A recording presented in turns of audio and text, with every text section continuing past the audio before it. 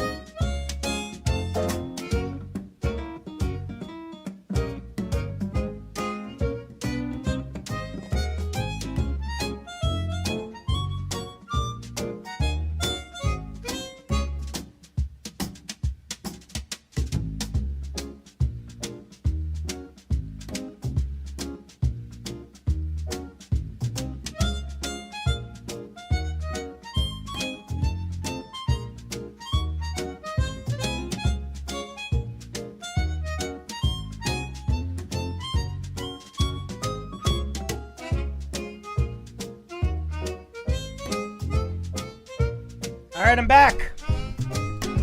Calm down, everybody. Keep your pants on.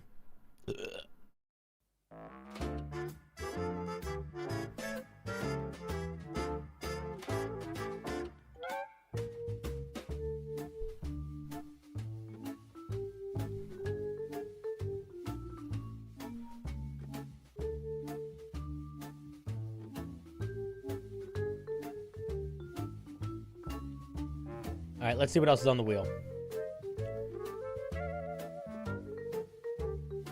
Lovely. Everybody's on it. We can just give her another spin. How divine. Uh-oh, where'd my mug go? All right, I'm just gonna drink out of a can, like a pedestrian. I'm having a soda. So fancy. Bucket a bucket a bucket a bucket a bucket a bucket a bucket a bucket a bucket a bucket a bucket a bucket a bucket a bucket a bucket a bucket a bucket a bucket a boom. We've gotten to Bildo. All right, Bildo. Let's see what you got for us today.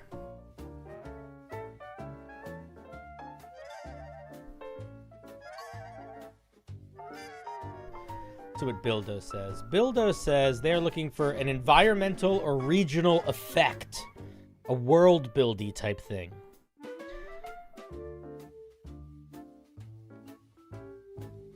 I would like you to pick from the list, roll a d6, and create the environment, regional, world type things for that. Oh, I hate when you always make me do extra work. Why do you always make me do extra work, Bildo? Come on now. All right, let's see what else you're saying. Context. Players are sent to different worlds, in some cases, different dimensions, with or without MacGuffin, depending on stuff. The world of Remnant teeters on the edge of annihilation. Once beacons of hope, the gods have succumbed to madness and corruption, leaving behind divine anomalies. In response, the God Hunters Guild, the GHG, emerged as a global authority, tasked with containing and destroying rogue gods and their aberrations. That's kind of cool. All right, so you're like God Hunters. What else did you say?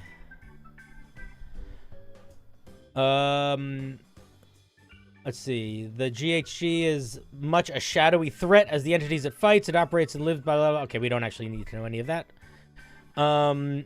What'd you say? The setting, the vibes are Shadow of the Colossus meets Lethal Company meets SCP. And they all watched Warhammer. All right, cool. I'm going to open your thing and we're going to roll a d6 and we're going to build some stuff.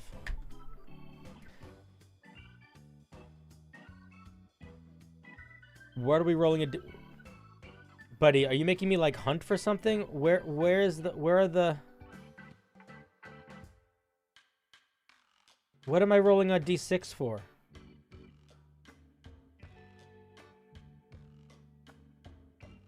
I'm very confused. 1, 2, 3, 4, 5, 6. It's not that. What the hell are you asking me to roll a d6 on? The other link?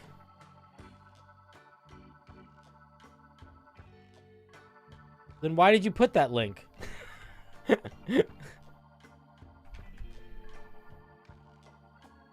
This link?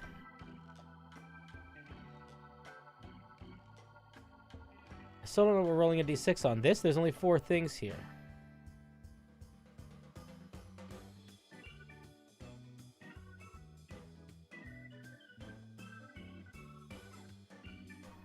Okay, Bildo.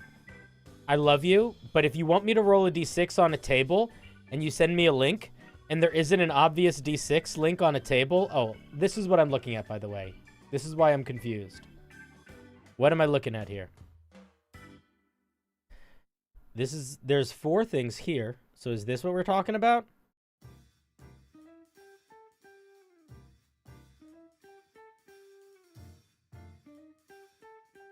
Wrong link.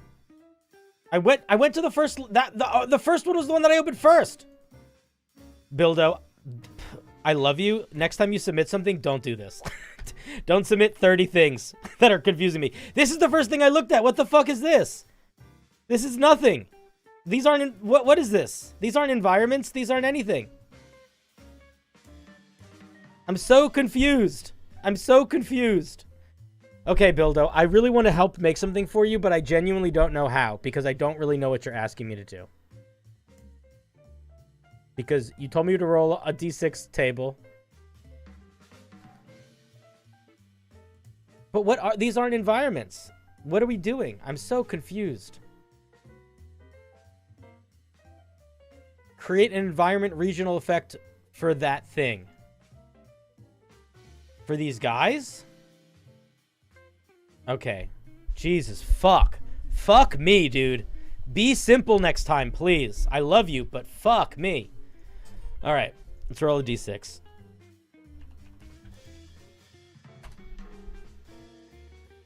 Two. All right. We're going to look at Arden's Collector, the Rogue Titan. Lethality rating, 8.6. Huntmaster Krot. Bildo, I'm not going to get into a fucking argument with you because you're my mod, but I will time you out if you start being annoying. But, dude, it's not about communicating things over text. It's about, you said, roll a d6 to pick a thing, and there wasn't an evident thing where there were 6 things to roll. And you said you were looking for an environment thing, and you didn't send me something with an environment.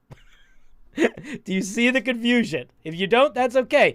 Next time, though, take that understanding that we maybe aren't communicating clearly, and if you ask for something, ask for one thing very specifically, and don't make me hunt for it, because it's clear it's hard to communicate that. Does that make sense? God damn. Okay. Arden's Collector, Rogue Titan. Huntmaster Krat. Arden of Rot, the Necromancer, has long since vanished, but the walking lair he creates remains, eternally shambling along the shattered shore in search of living bodies. It throws them into the corpse forge that fuels its endless ambling. Very Elden Ring. Quite rude of him not to deactivate the damn thing before he got turned into a fine mist by the hero of Heltaron. And even ruder of the hero to die of his wounds before finishing off the Collector.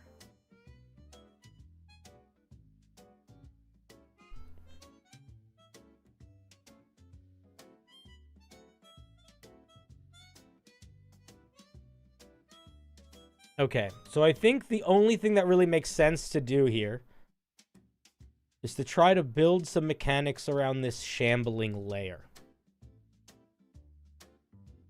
That's what I think we're going to do.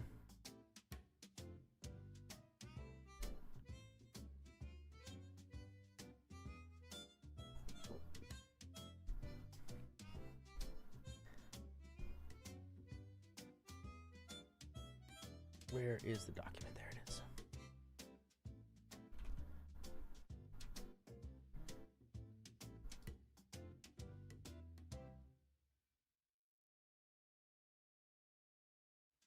Okay, image be there. Can I still type? No, I want to type. Okay, just gonna do that. There we go.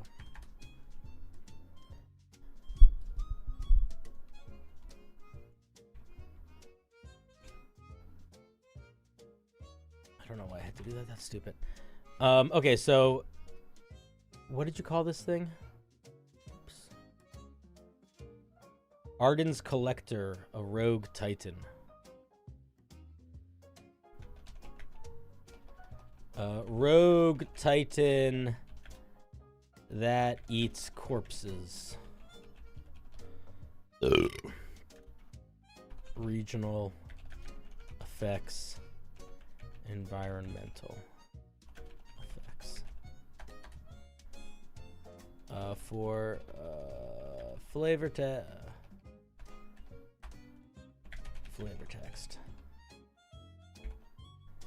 We just copy this so that if anyone's reading this document, they're not confused about what this is.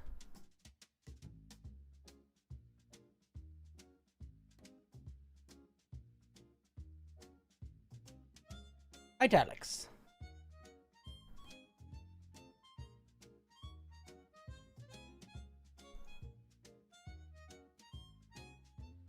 Okay. Regional effects for the area around the Wandering Titan.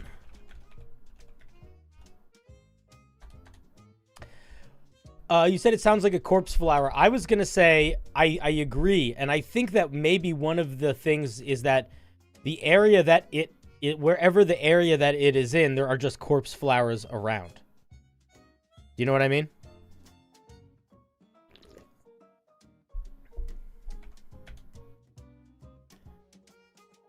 We call this one corpse gatherers.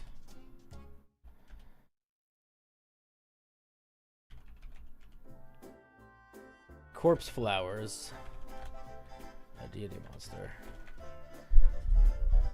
are unusually abundant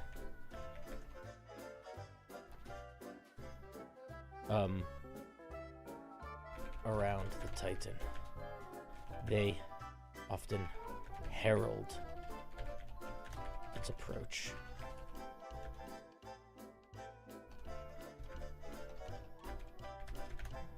Tearing up graveyards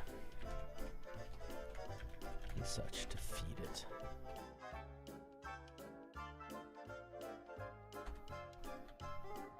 While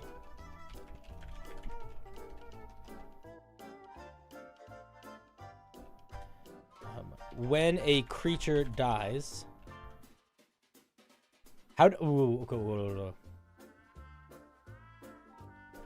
whenever a corpse is left what's the word I want to do?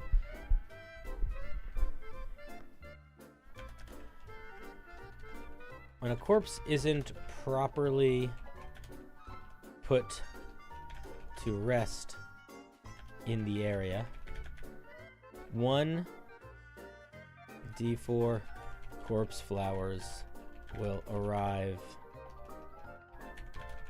within 1 day. So I think it's like it just collects they're just around and they're like pulling corpses for it.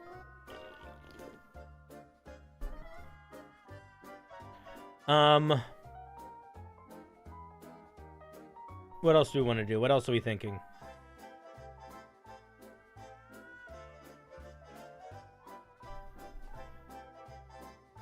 The Juboko is a yokai tree in Japanese folklore that appears in battlefields where many people have died. It is said that is said to have once been a normal tree, but become a yokai after absorbing a large amount of blood. It attacks humans by snatching them with its branches and sucking their blood. It is said that when the Juboko is cut, blood trickles out to some stories. Some stories claim that Juboko branches can heal.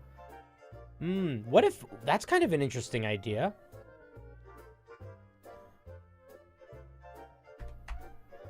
What if... Okay. What if there's a weird healing element to it also? I know that's illogical, but it would be interesting. Like, what if, like...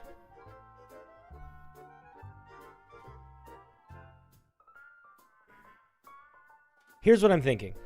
I'm thinking two things. What if healing spells, such as Cure Wounds, Healing Word, heal an additional 1d6 damage, 1d6 per target.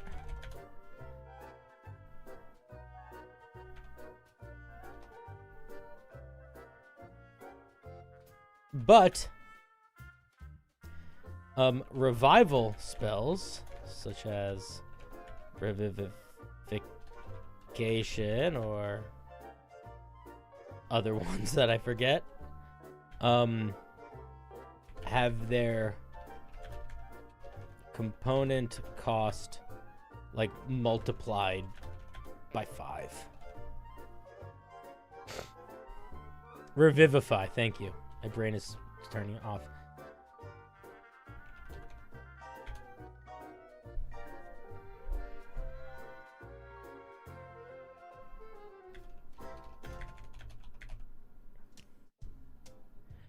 I think healing being only temporary HP is too punishing.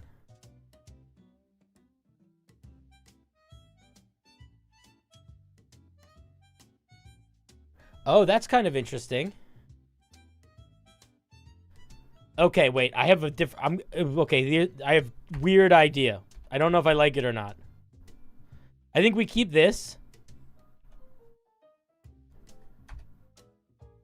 Healing spells. Can deal radiant. Okay, I have two directions I would go in. Either healing spells. I don't want. Here's what I'm thinking. What if it's this? Whenever a creature casts a healing spell, they can choose for that spell to deal damage instead.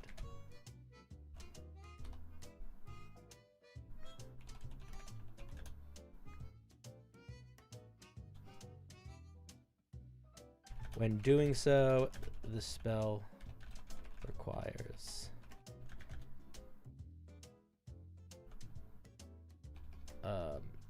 target spells require spell attacks, and AoE spells require saving throws.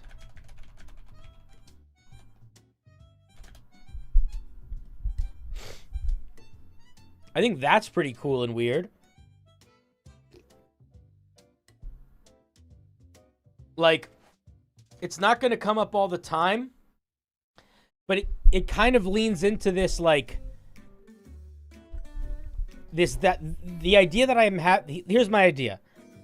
Because this is not a whole, this is, as Bildo, as much as you are good at writing flavor text, which you are, and I will never deny you that, I'm inferring a lot. You know, I feel like this is like I'm reading like an Elden Ring piece of text where there's some information, but a lot of it's like, I think this is it.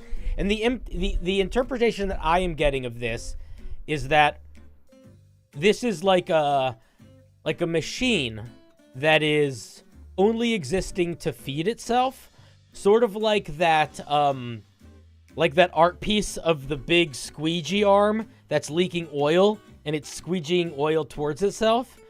So I feel like this creature or this thing would sort of emanate a force that would sort of encourage more corpses to be around it so that it could feed itself. So I think making revival spells more expensive and making healing spells be able to be damaging spells is a good way to just sort of encourage more death, you know? Casually encourage more death. I mean, what if oh my god, I have a... Bildo, how mean do you want this to be? I have another idea that I really like too. What if it's this? I'm going to write it out and you tell me which one you like more. Whenever a creature casts a healing spell... How about this? Whenever a creature would gain health from a healing spell or ability, such as cure wounds or lay on hands, they roll a d10. On a 1 or a 10, they take that healing as necrotic damage instead. Is that too fucked up?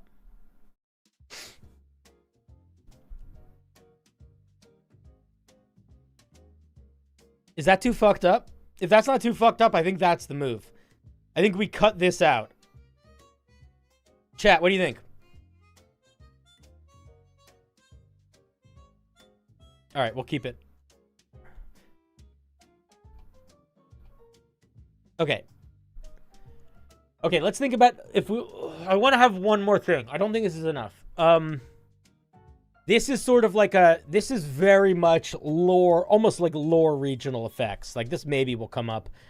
This is really fucking intense. This is occasionally really fucking intense. Why 1 in 10? Why not 1 in 2? I don't know, because I like it more.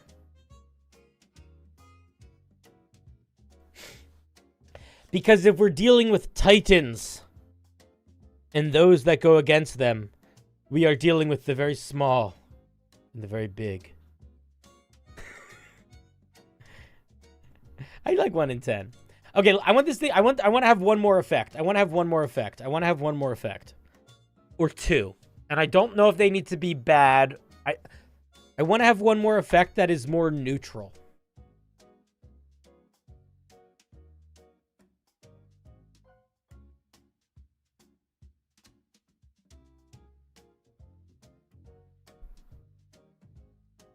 I have half an idea.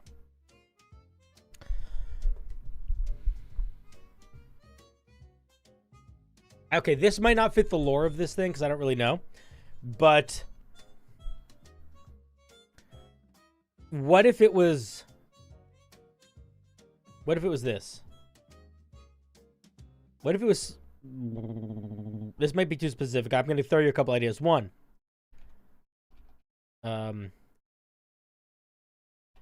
You can,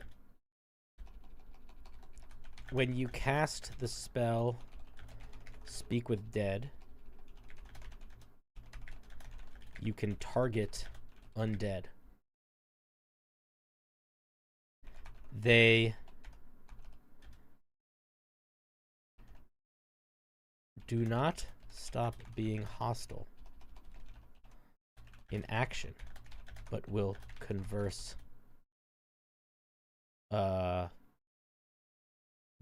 What non-hostily?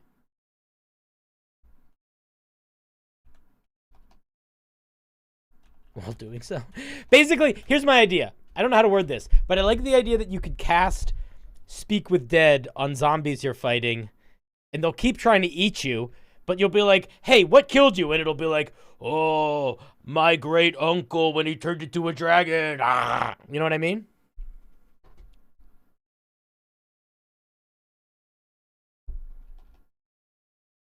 I think we just say, but will answer non-hostily. I don't like the way that that's written. I really don't.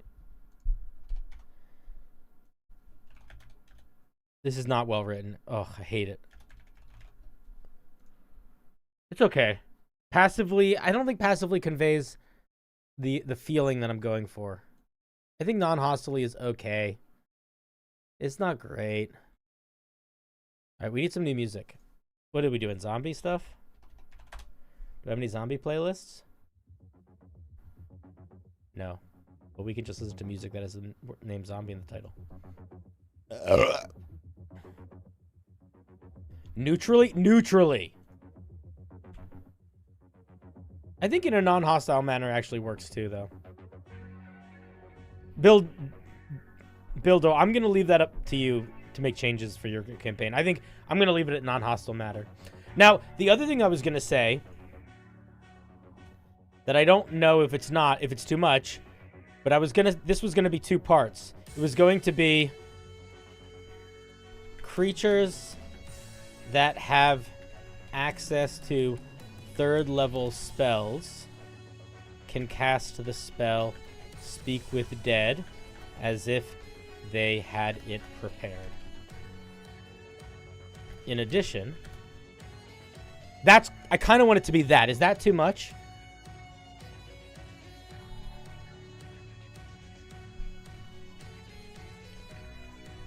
Now this creates a weird environment. Now there's a couple things that I like about this also. It makes it so undead could potentially be allies, sort of, in this circumstance. Because I don't actually... Now I'm reading into it much, but I don't know if this thing wants undead. I think it wants fresh zombies. I mean, fresh corpses, to maybe make its own undead. But, like, you could potentially have a zombie with you to help on your adventure. Cast Speak with Dead to try to convince it to be non-hostile. Maybe you could. And now, when you need to talk to it, you can just cast Speak with Undead. Or you cast Speak with Undead, and you just don't ask all the questions, so you can have, like, questions loaded up, you know, like lock and loaded.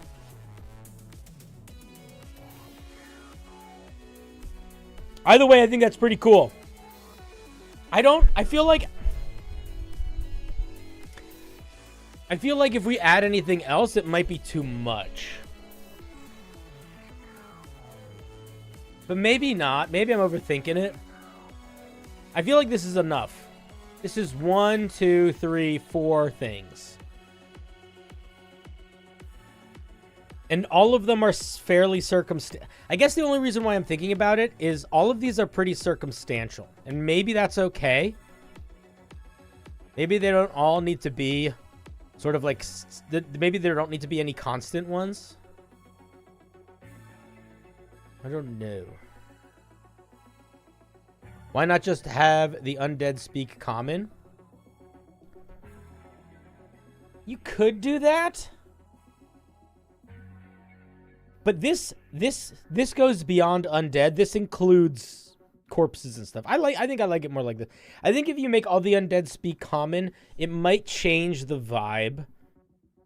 Like, when you make zombies be able to speak, if they're able to speak in a way that has any amount of consciousness, I feel like they can pretty quickly become kind of silly.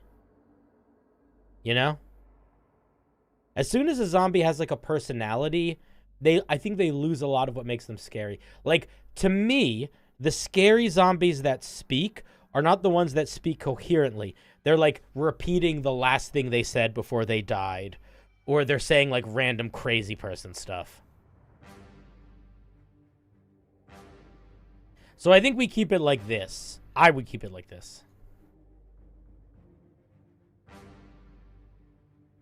Do we want to have, before we finish, do we want to come up with something that is more constant? Or is this good? And if it was more constant, I probably wouldn't make it super intense. Like, it could be, like, literally, like, the sky is always gray. It could be something like that. Something aesthetic. But I don't know what it should be. Rot?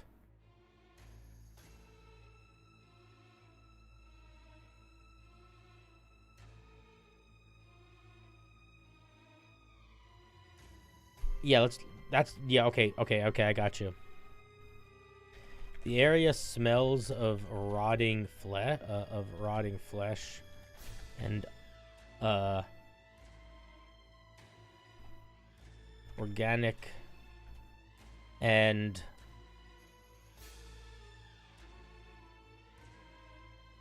I mean, you could just say the area smells of rotting flesh and plants and animals. The area are... How do I say this without being horrible? Will occasionally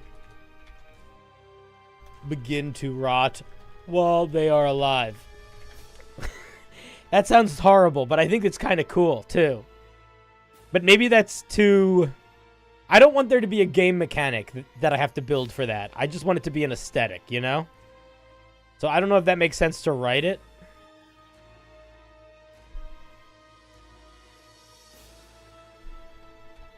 Everything rots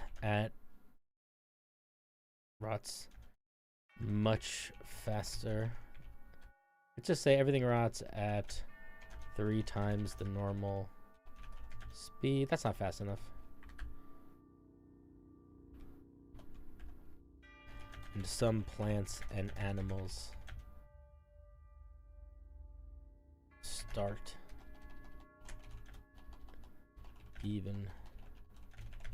showing signs of rot before they perish. Okay, I know how to write this. I know how to write this. I know how to write this.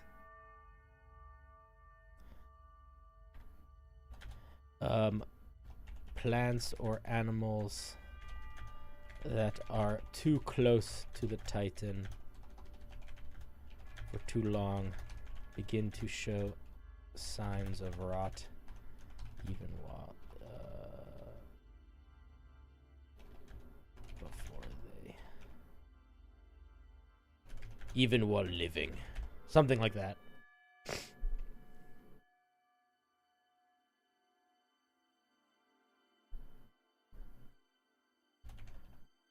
Food goes bad.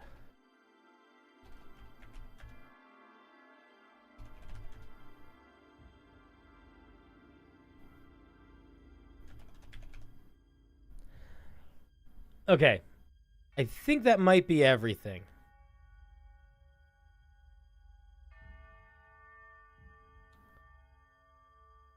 This is a cool idea. Sorry that we had a miscommunication finding what you were asking me to do earlier. I got very confused. I went to the wrong link multiple times. Anyway, I think this is pretty cool. I don't really have more thoughts. I like it, though. I like it. I like it. All right, cool, buddy. Boom. Excellent. Cool. I feel good. Pause. Full screen. Okie dokie, artichokey. Let's see if anybody else sent anything in for us to look at before I spin the wheel again. Nope, we don't need to worry. Everybody that sent stuff in already sent it in. They already sent it in. Hey, there's 200 people watching on YouTube. That's pretty cool. We don't normally have that many people watching. Why are all of you here today? Are any of you here? Why do I have 200 people watching live today? YouTube, answer yourself. Are any of you new? Are you guys here because you don't normally watch me stream, but you're like, oh, Cinder's streaming, and it just so happened that a bunch of you decided to do that today? Or are you guys like here from somewhere? Are any of you here from, what's his name? Pirate Software?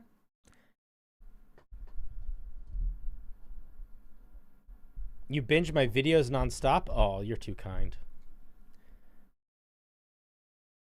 I wonder if these numbers have something to do with the Pirate Software shout out yesterday. I'm really not sure if they do. It's very hard for me to tell how much that impacts things. Yeah, I don't know. I'd like to hope it does, but I'm not for sure. That's always like a big thing. People are always trying to get attention from bigger creators, and so I don't know how much it matters. I mean, it's cool, but I don't know if it actually affects numbers. Bow wow. But maybe it does, because we've got 200 people on YouTube today. Trodosio, you glorious Tyrannosaurus. What do you have for us today? Were you the first person to send something in this week? You were. Ooh, we're doing another encounter. I love an encounter. All right, let's get some. We need a little bit of tunes. We need a tune. We need some tunage. Oh, I should have had better music saved. Okay. You know what they say? Too many ice cream, not enough feet. Okay, we'll listen to this for a bit. Okay, let's see what our dear Trodosio wants to talk about. In my current very high magic campaign. Very high magic. I'm little. In my current very high magic campaign. Oh, music. Why'd you just get so loud? I'm trying to read.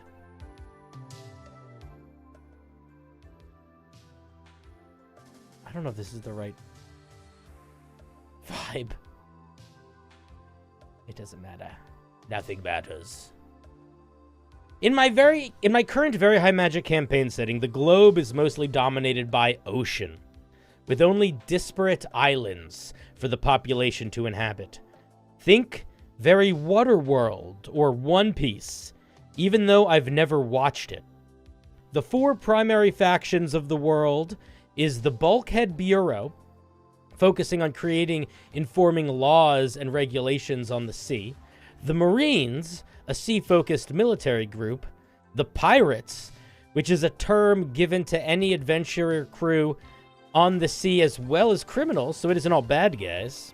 And lastly, the general population of islanders. Oh, fuck me! Oh my god, I'm so stupid! Oh, I'm the stupidest man in the world! I'm so stupid. I fucked up. I really fucked up. Oh god. We're talking about pirates! How was I playing anything other than pirate music?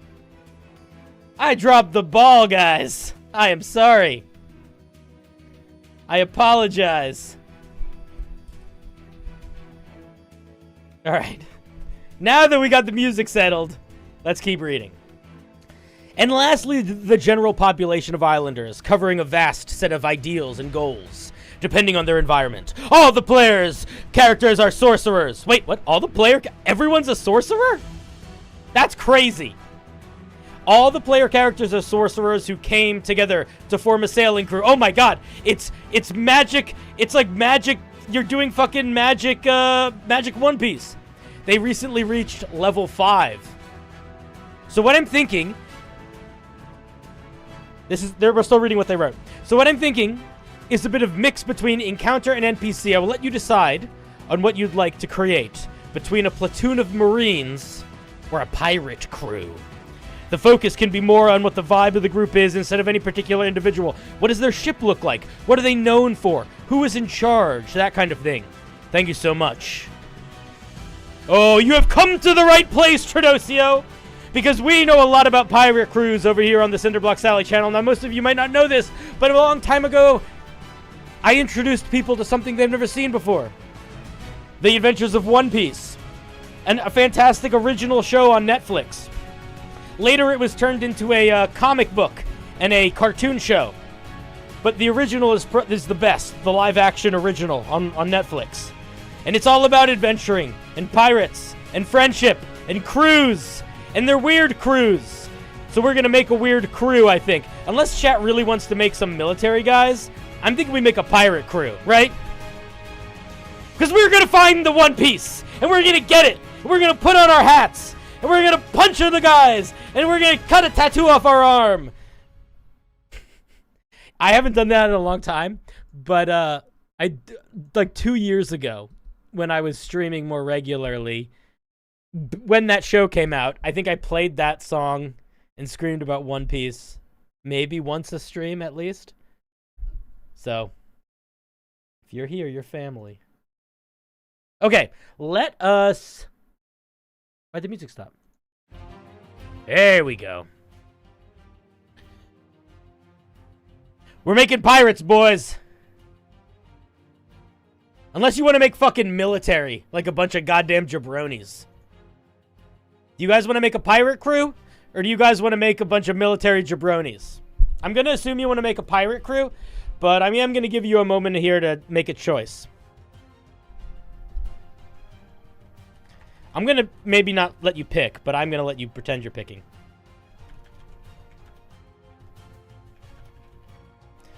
Wait, let me fix this. Let me fix this. Let me fix this.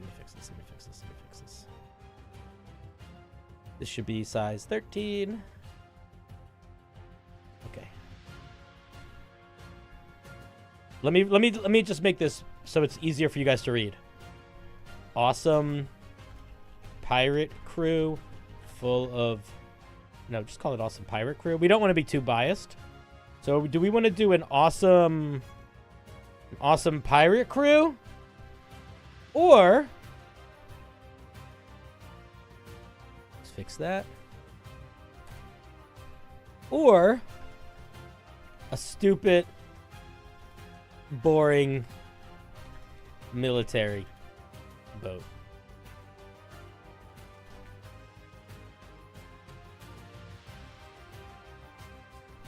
What do you guys want to do? It's really your call. We could do an awesome pirate crew or a stupid little military boat. Oh, Fluffcopter, you dirty dog.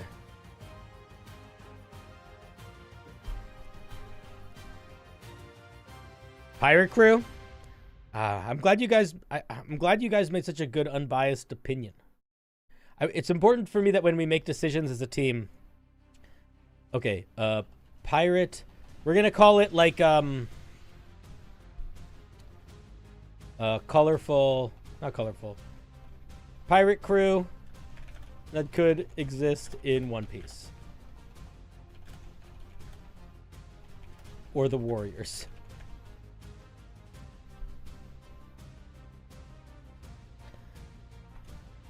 All right, so let's think about it. We're gonna come up with a couple things here. We're gonna do this. We're gonna do this smart. We're not gonna do this dumb.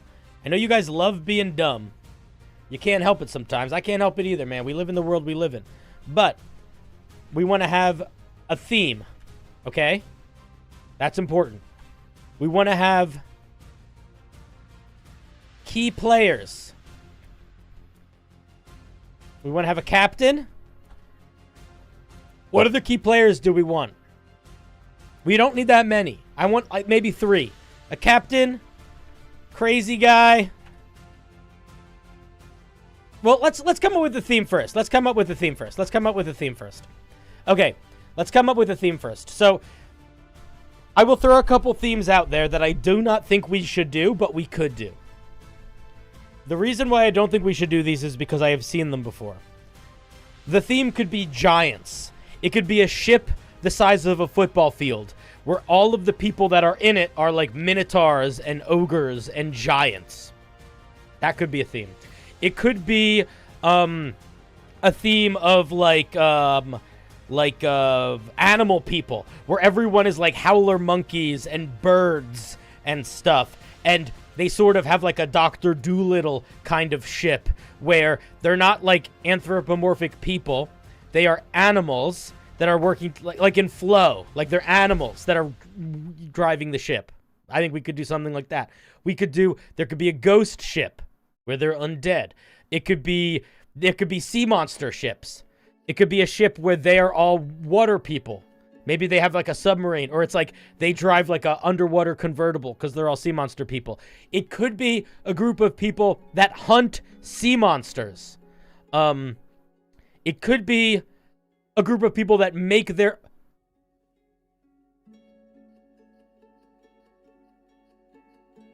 Oh. Okay, I'm gonna... I have an idea that I really want to do. It could be a... I think I have a really good idea.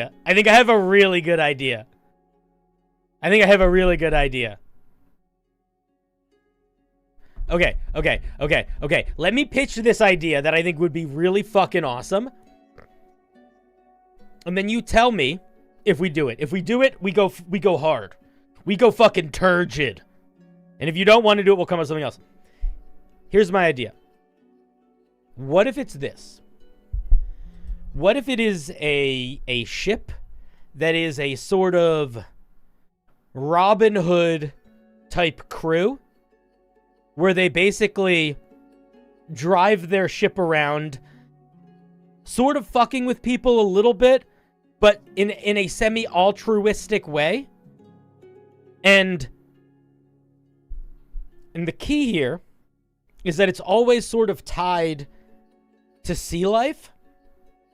Like they're doing like they're helping free, you know, the giant sea turtles that have been imprisoned in the docks and that sort of thing. So suffice to say though is that they're a ship that they're considered basically like they're like the good guys of the bad guys, if that makes sense. And they when they travel, they have a lot of sea life that actively travels with them, because it's sort of like they have like a herd of sea life they take with them that they have like protected or gotten to know over time. And the way that it looks is that the captain of the ship is able to communicate with sea creatures. He's got like Aquaman powers. So he's a regular human, but he is able to go underwater and seemingly talk to animals, specifically underwater animals, and like be underwater for really long periods of time. And he's not a Triton, he's just a regular guy. And he's basically like an Aquaman type guy. And the party might not second guess it, right? They might assume he does some magic. They might assume he's a Triton or something. But wait, we need better music for this.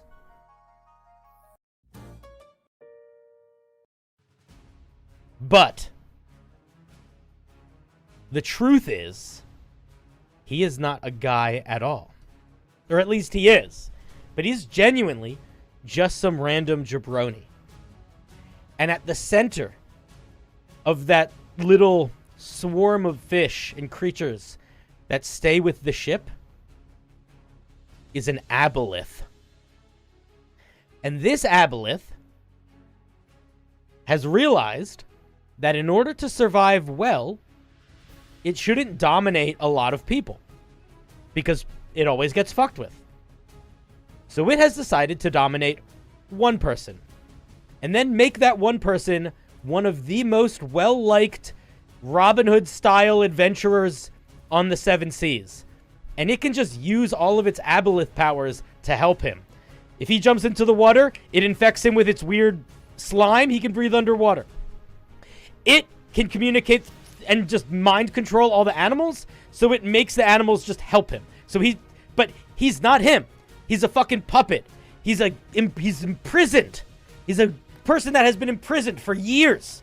They haven't gotten to live a normal life, maybe 15 years. And they're known as this great hero.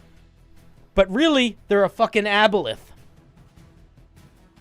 And now here's why I like this. Because there's a lot of moral gray. Because it is a single person that has legitimately been imprisoned and mind controlled for however long. But the aboleth is legit also trying to do good. Like, this is how it's trying to survive. It has figured out a niche where it can do the least harm possible, which is it keeps a little hive and goes place to place. What do you think? I think that's the move. If you guys don't like that move, we'll go in a different direction, but I'm curious what you think. Oh, but here's the kicker. Here's the kicker. The rest of the crew, other than him, are people that are not mind controlled and also don't know about the aboleth. So for the whole crew of the ship are these people that are like really, fight alongside the animals, bonded with them, and like genuinely really like the captain, and probably would really like the aboleth if they were able to be okay with knowing he was an aboleth, but they don't. What do we think? Chat, feelings? Yay, nay? What do you think? I need a response. I like that idea a lot. Okay, let's do that.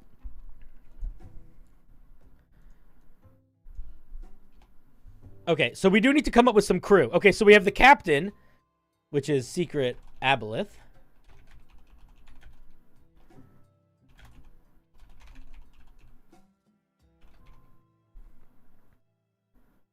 Okay, so this is going to be, it's going to be called Pirate Robin Hood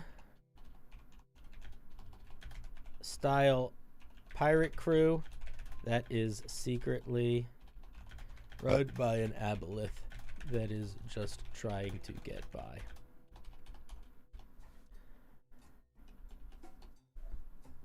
Okay, so we've got the captain, which is the secret aboleth.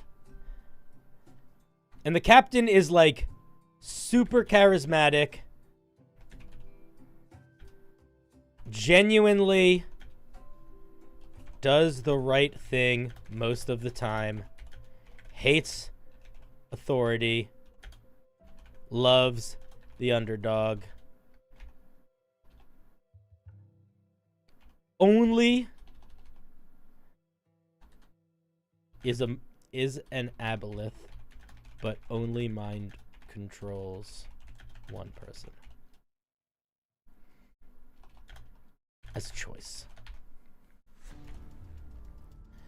Okay, who else do we want to have in the crew? Now, these are going to be regular people. Or they don't need to be regular people, but they're going to be like piratey type people. Now, the thing is, here's the kicker. We need to make the crew interesting enough that the players don't immediately assume there's another element to it. So I think we want to really lean into the sort of fighting alongside animals. So, like, for example, I would say we could even be like we would just add the can talk to animals, rides an orca when in battle. Okay, let's think about some of these crew and fun things that we could do that could sort of tie into animals. So, for example, I was thinking if we could combine animals and people, not into, like, monster stuff, but, like, there could be a guy that, like, fights with a pet octopus. You know what I mean? Or there could be a guy that, that's sort of where my head goes. A one-legged dwarf first mate. Yeah. Okay, perfect. A druid first mate. Missing one eye, one arm, one leg, maybe one other stuff. When he transforms into animal shapes, he has all legs. Okay, I think that's perfect. I don't know. We need to come up with a name for him. What's the druid first mate's name? And we need him. Okay, when we're coming up with these NPCs, here's the way we're going to do this. We're going to come up with a couple NPCs. We're going to come up with the aesthetic of the ship, and then we're going to give a little bit of plot. But with each NPC, I think we want like 1 to 3 features. What is this guy like? What's this guy's personality like?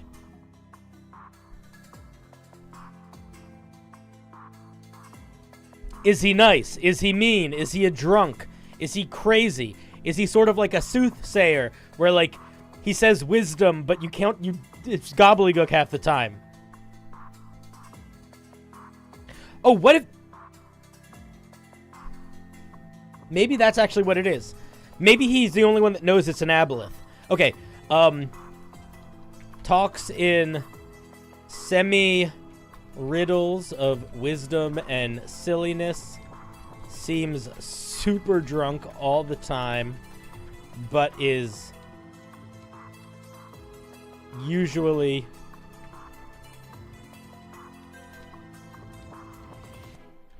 with bits of truth and seems super drunk all the time.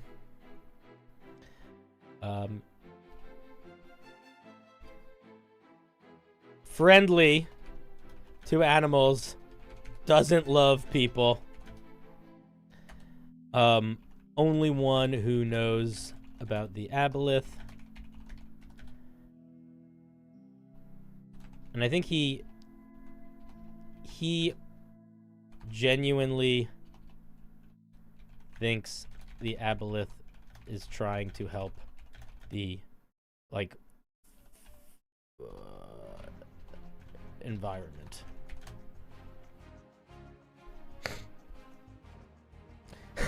Listen, Fluff. Here's the thing. If he's a druid, then he would be able to quickly tell that the animals were mind-controlled, because he would be able to talk to them. So we gotta nip that in the bud, you know?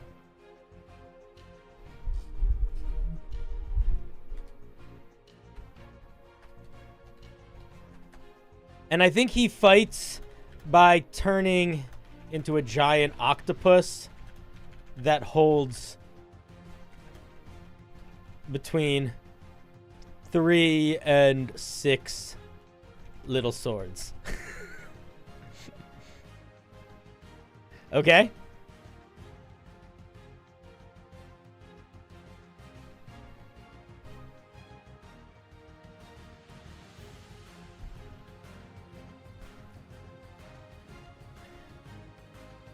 Oh, how does a captain fight? Fights like, let's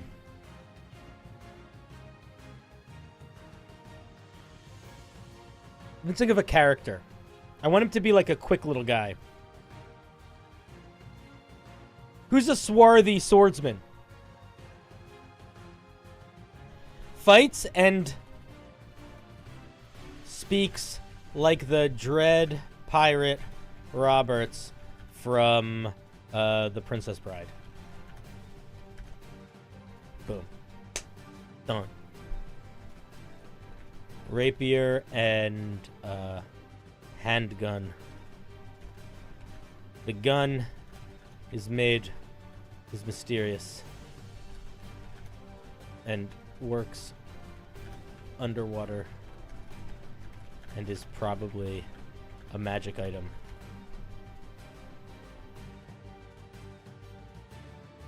What about the quartermaster? Someone who can just throw all kinds of junk and sneakily lethal stuff at the players. What do you mean by clarify what you mean. What do you mean by lethal stuff? Sneakily lethal stuff. What do you mean? I don't understand. I want to understand. I yearn to understand.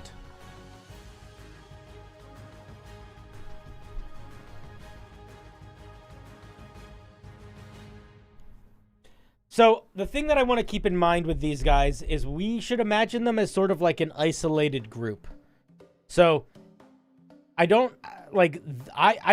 think these are like Robin Hood and his merry men. I don't think they're like doing a lot of like shopping or like keeping secrets from each other, probably, other than the Aboleth thing. So I think that they could have stuff as on a ship, but I don't know if guy that brings a bunch of sneakily dangerous stuff on fits the vibe for this pirate crew. It feels a little out of left field. What's up, Jared? You can call me whatever you want. Just don't call me late for dinner.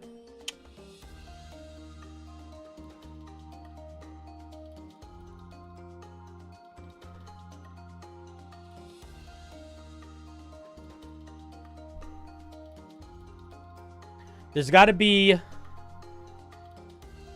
I think there's a parrot.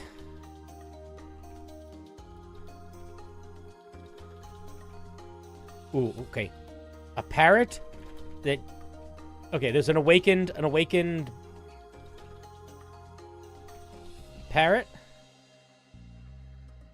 It is a wizard. No, wait. Let me rephrase that.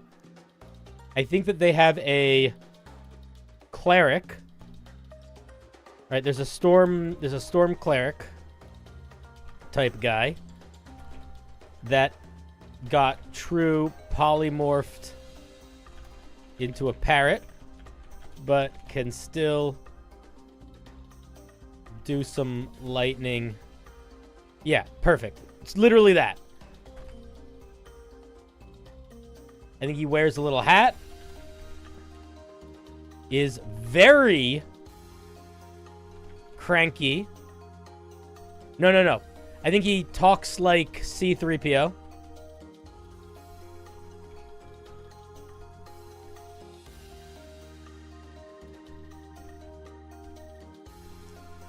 Used to be very posh, but now is a bird.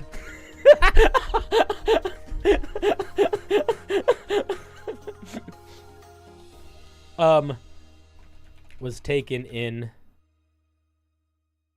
because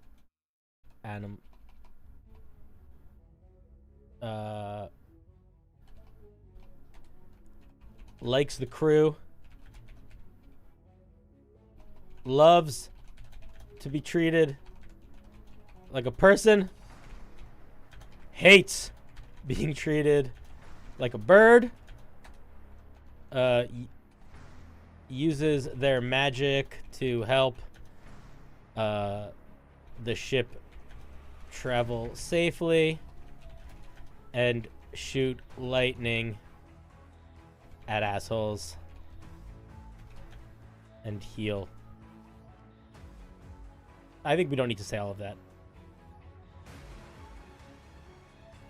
Travel, heal, occasionally blast folk with thunder.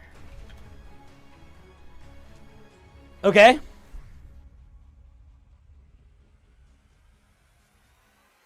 We need one more.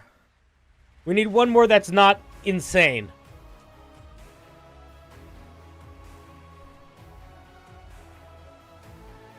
So we're coming up with this pirate crew. The pirate crew, the captain is secretly being mind controlled by an aboleth, and the aboleth is just trying to be a good pirate captain and doesn't want to do aboleth stuff. So 99% of the crew just think he's a cool guy that wants to help animals. One of the crew members, the first mate, is a druid who's missing an eye, an arm, and a leg, and probably one of a bunch of other stuff. Lots of pegs and hooks and eye patches. When he transforms into animals, he sort of gets everything back. He's super drunk all the time, a little bit crazy seeming, and he is friends with the aboleth. He's one of the only people that knows what's going on, and he genuinely trusts the aboleth, has known the aboleth for many years, and it just helps sort of maintain the, does first matey stuff. Always has the captain's back.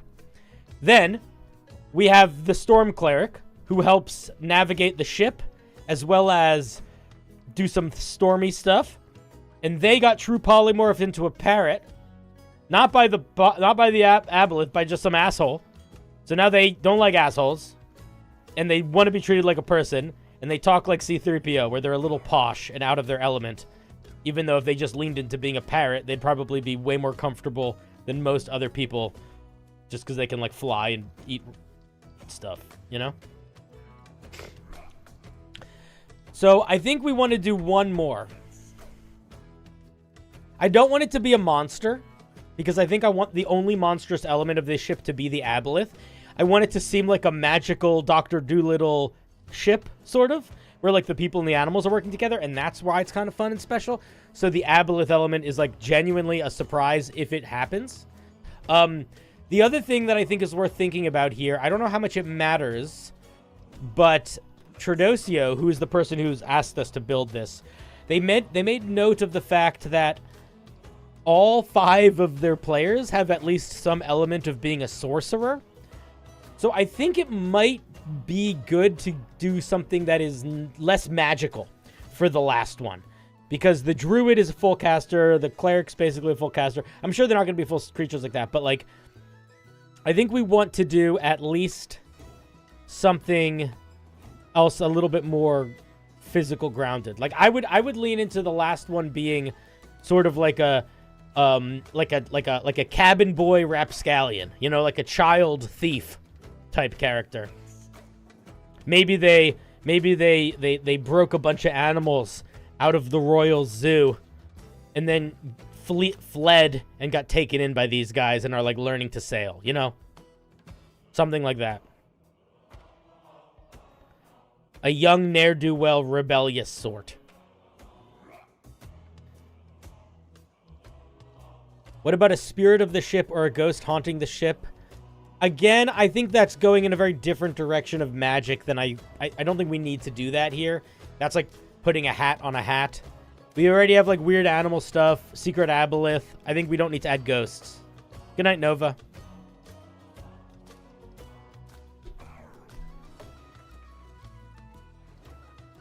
I'm thinking we do rapscallion.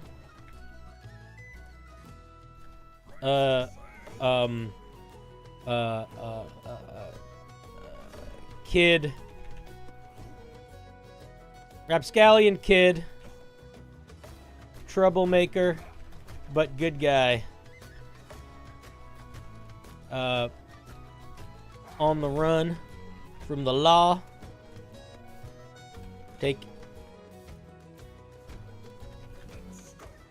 Freeing animals from some royal zoo.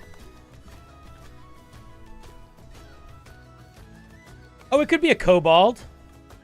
I always assume everybody's human. I'm kind of racist in that way, I guess. Loves stealing. Okay. Tries to steal from any port or ship they meet. Because he's not because he's a dick, he's a dick, but because he's still kind of just a dumb kid. You know what I mean? You know, people are like kind of just dumb kids sometimes. He's like one of those. Fights with a dagger, but does not, but mostly hides. I think he's not a good fighter.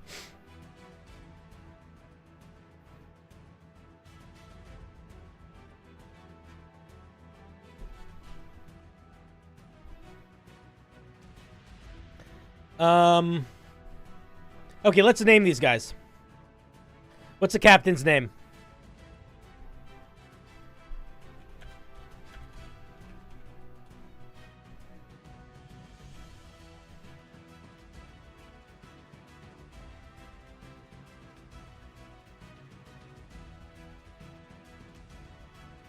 Let's call him... What would an aboleth name a person?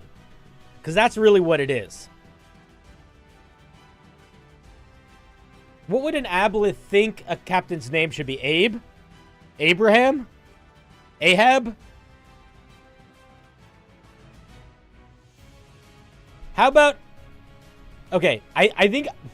What if we try to find a way to make the phrase nice guy or good guy or friendly guy or good captain sound like a name? Like, what if he's Captain Goodman? Because he wants to be a good man.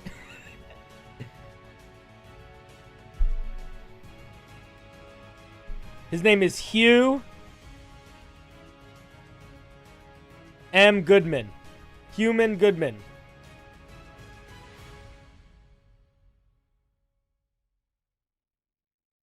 Guy Goodman? Guy Goodman is also good. Okay. Hugh or Guy? Guy is better. You can't argue with an alliteration.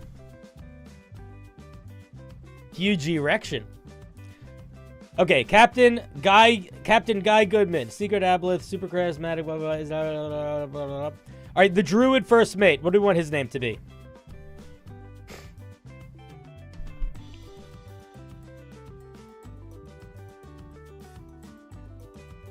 I mean, I always go with something like very natural, like coral.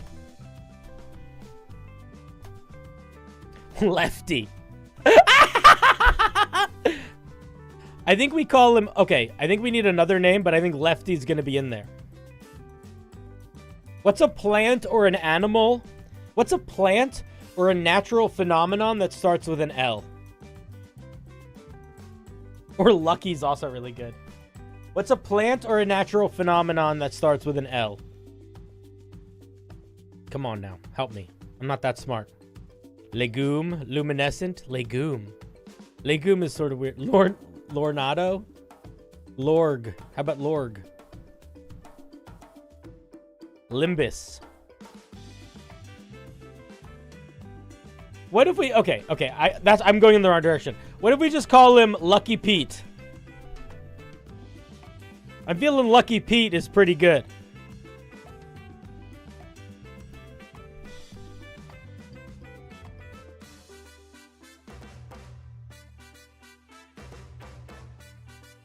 I think we do Lucky or Lefty. I don't think we do both. I guess we could do Lucky Lefty.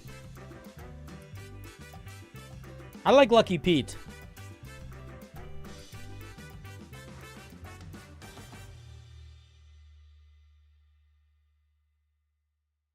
But that's why it's funny. All right, I'm going to put Lucky Lefty because I actually think that might be better. But I'll put Pete here in case you decide you want to change it. He's missing a bunch of stuff. Is he a human? This guy's a human. Human.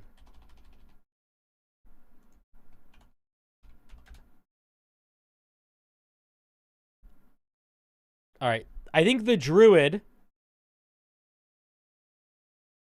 could be a lot of different things. I don't want him to make him a 3-creen. I want him to be a creature that has a normal amount of limbs. 3-creen, or get out of here, 3-creen.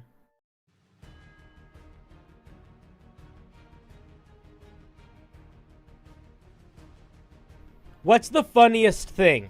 I think is what we have to think about. A lizard person would be almost too good. Like, it would work too well. Same with a turtle. An elf, I think, doesn't really fit. A dwarf is kind of fun. A hobbit is kind of... If you make them little, like a hobbit or a halfling, it's a little sad. Because imagining a hobbit or a halfling, or like a gnome losing all those limbs is like a little bit like, oh.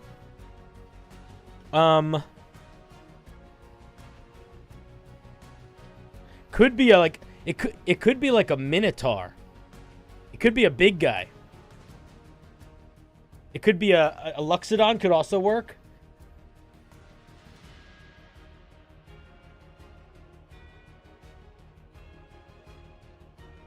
Okay, he's also an old crazy guy. So we want it to be good for being an old crazy guy.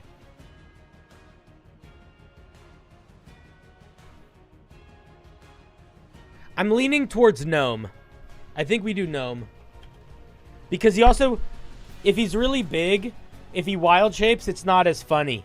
But if he's really little, when he wild shapes into it, like this is what I'm imagining. He's super fucking drunk little gnome, and they get into a fight, and he wild shapes into a giant octopus and unsheathes 6 swords at the same time. Like, come on now. That's cool. All right, this guy's a parrot. And I think the rapscallion kid, who's the troublemaker, I think we make them a half-elf.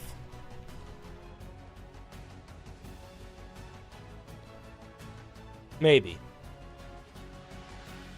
Sure. Half-elves are always kind of like, ooh, what's their past? Mysterious past. No, I don't want to make him a bear man. Okay. This is the crew. We need a couple more things. We want the ship.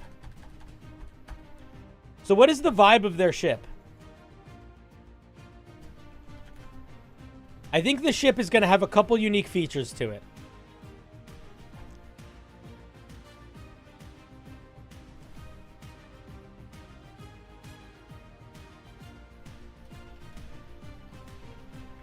We don't need to talk about everything we just really need to talk about the special features. I think one,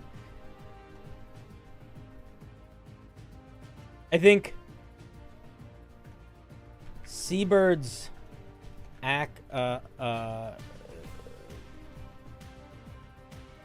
birds and sea life. I spelled sea life wrong because I'm dumb.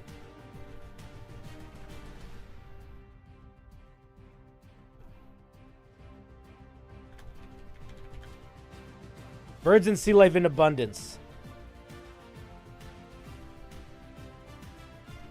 Work alongside it.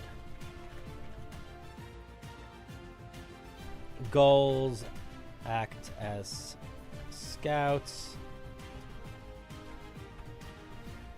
Dolphins, whales, sharks help batter trouble-making vessels. Octopi,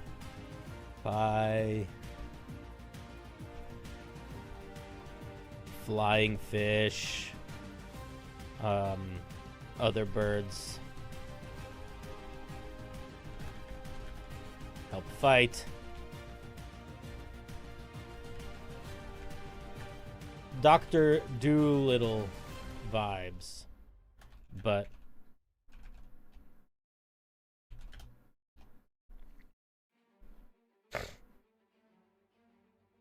no barnacles. Yeah. I'll just put a little etc. here. Are there any very specific special features we want to give the ship other than the general vibes? Like, is there anything physically that you think it should have, or are there any very specific interactions we think we should suggest involving interacting with animals or things? I can't think of any that I'm like, oh, this needs this.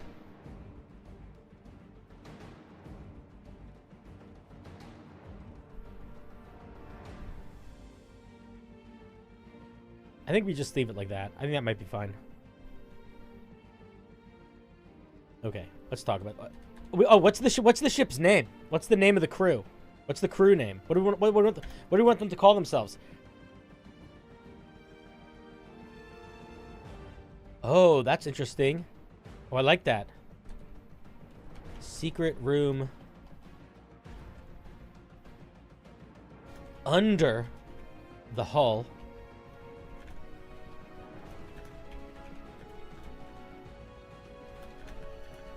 I like that a lot. Yeah. I do think their name should be something like the Good Guy Pirates, but I think that's too on the nose because the guy's name is already Guy Goodman. So I think we need to come up with a slightly different pun, even if it's obvious.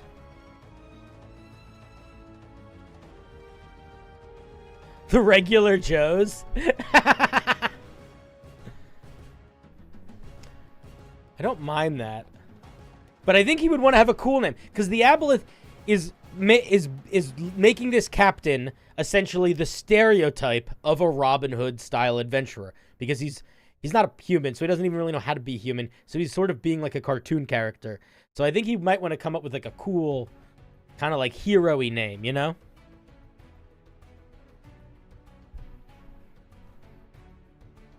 Like the Noble.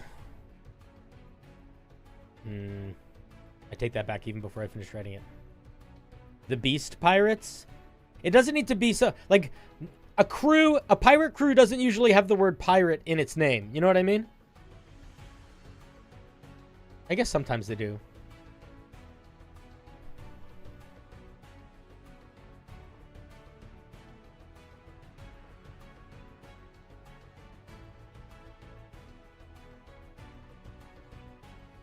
The Merry Herd. Yeah, that's it. That's fucking perfect. That's literally perfect. Literally perfect. The Plunderers of Fortune. That's a good name too. But I think we go with the Merry Herd. I really like the Merry Herd.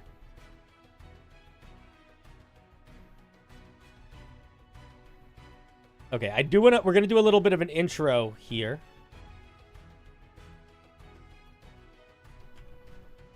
Oops.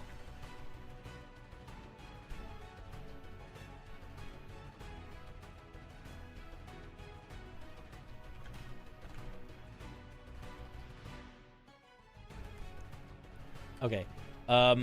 Synopsis.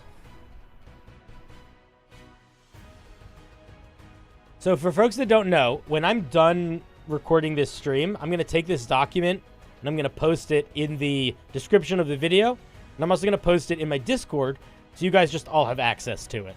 So that's why I want to take a little bit of... Normally when we write Homebrew together on stream, I'm comfortable leaving it very gobbledygook. But I actually want these things to be kind of usable. So we're gonna do a little bit of helpful writing here too. Not all just fun, silly nonsense. Okay. The Merry Herd appears to be a ship of swarthy, Robin Hood-esque animal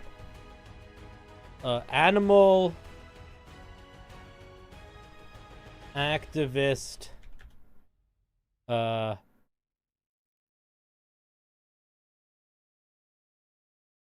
Merry Herd appears to be a ship of a swarthy, Robin Hood-esque animal activist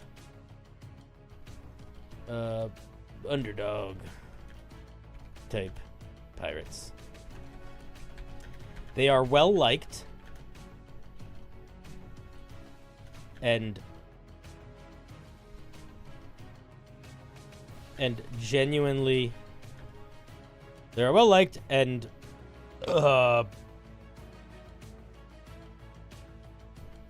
always try to help the underdog. The secret: their ship is almost always surrounded by animals that seem to work in congruence with them, seemingly due to the captain's Dr. Doolittle-like abilities.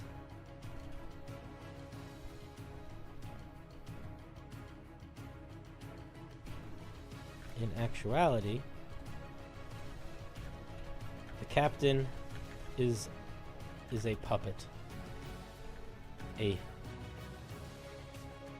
mind-controlled person.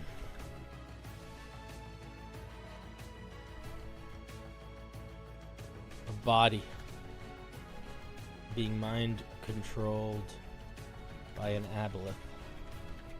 The aboleth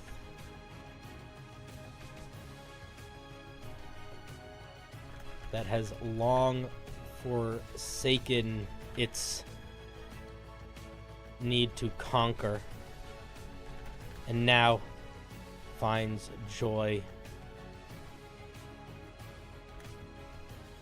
in helping the downtrodden and going on little adventures.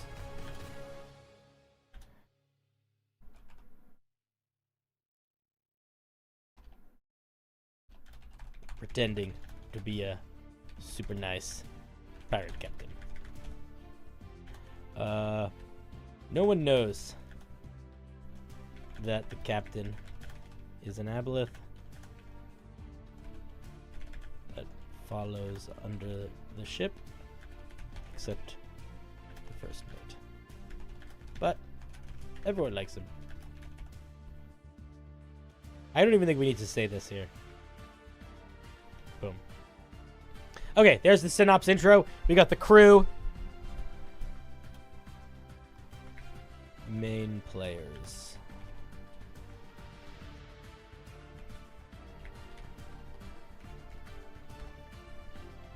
We got the ship. I think we want a couple more things. I think we want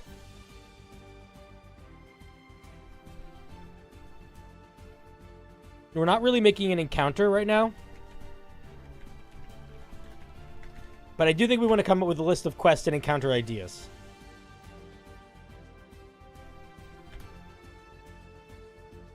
So let's think about that a little bit. What are some ways that it might be fun for someone for a D&D group to encounter this party?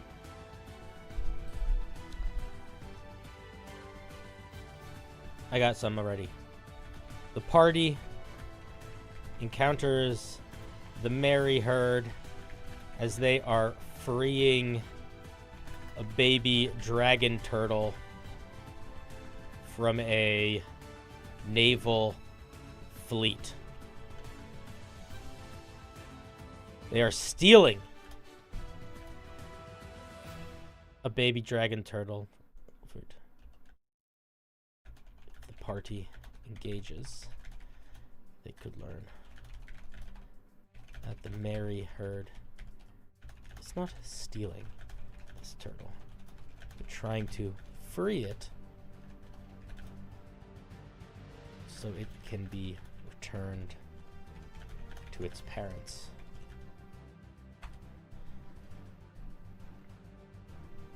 Stuff like that. Let's come up with some ones.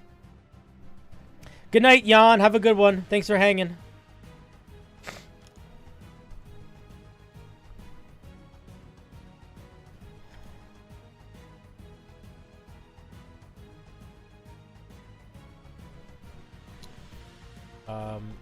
After a massive storm. Ooh. After the party either loses their ship or has some serious damage, wreckage done to it, the merry herd could encounter them and bring them to safety.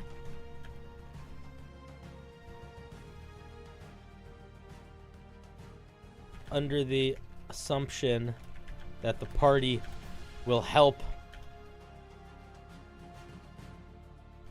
them with a later animal activist activist in quotations encounter with the local with the local government.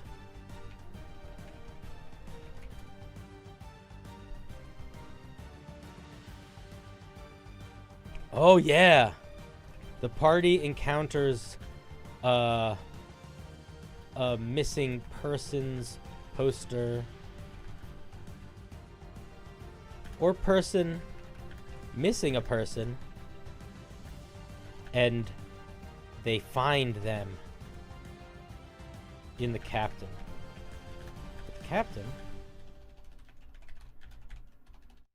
doesn't know. What are you talking about? Because he's a aboleth.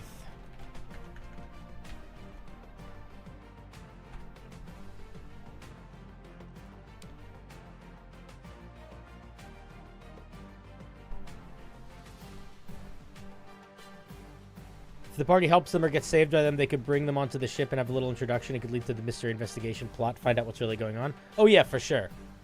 These are mostly like not full campaign. These aren't like full adventure plots we're coming up with. Just like little punchy getting initiative, getting into them. While the party is attempting to track an eldritch horror, they could accidentally discover something eldritch. They could find the merry herd unintentionally and try to figure out why this ship is radiating eldritch energy.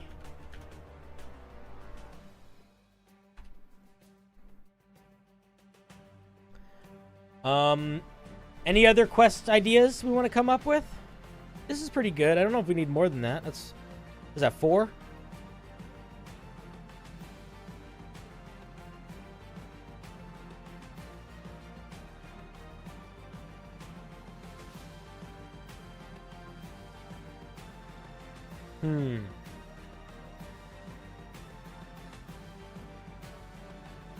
I think we leave it.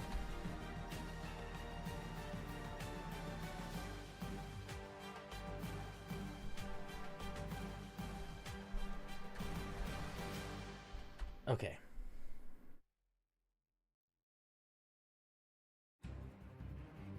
That feels pretty good. I feel pretty good about that. I like that. Cool. Anything we're missing that you want to add for these sort of like NPCs that we're building out? That feels pretty good to me. Pretty good. What about if the party simply comes across the parrot crewmate that is separate from the ship and asks for help? Oh, yeah, that's true. I like that. The party discovers the awakened parrot after it got separated in a storm. It asks them to help bring it back to its crew. Yeah, I like that. That's good. Okay, I don't really have more thoughts. I think they were solid. I think there's a bunch of fun ideas in here. I like this. I really like this idea. I really like this idea.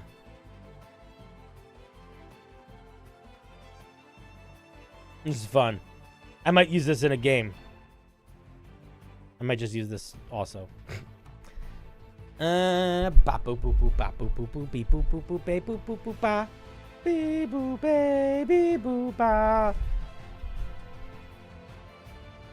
Oops, wait, wrong button.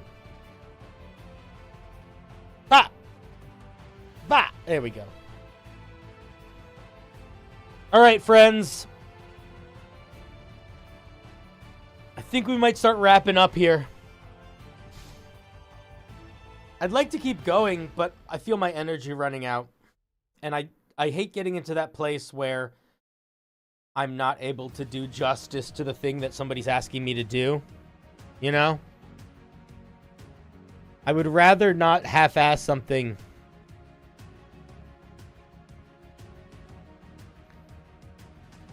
What are we thinking? Are you going to be mad at me, Chad, if we end soon? Are you going to be sad or mad? Are you going to beat me up?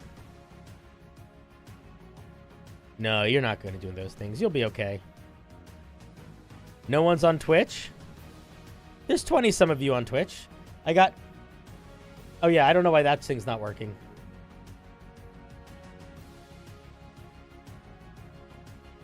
I think there's like 25 people on Twitch.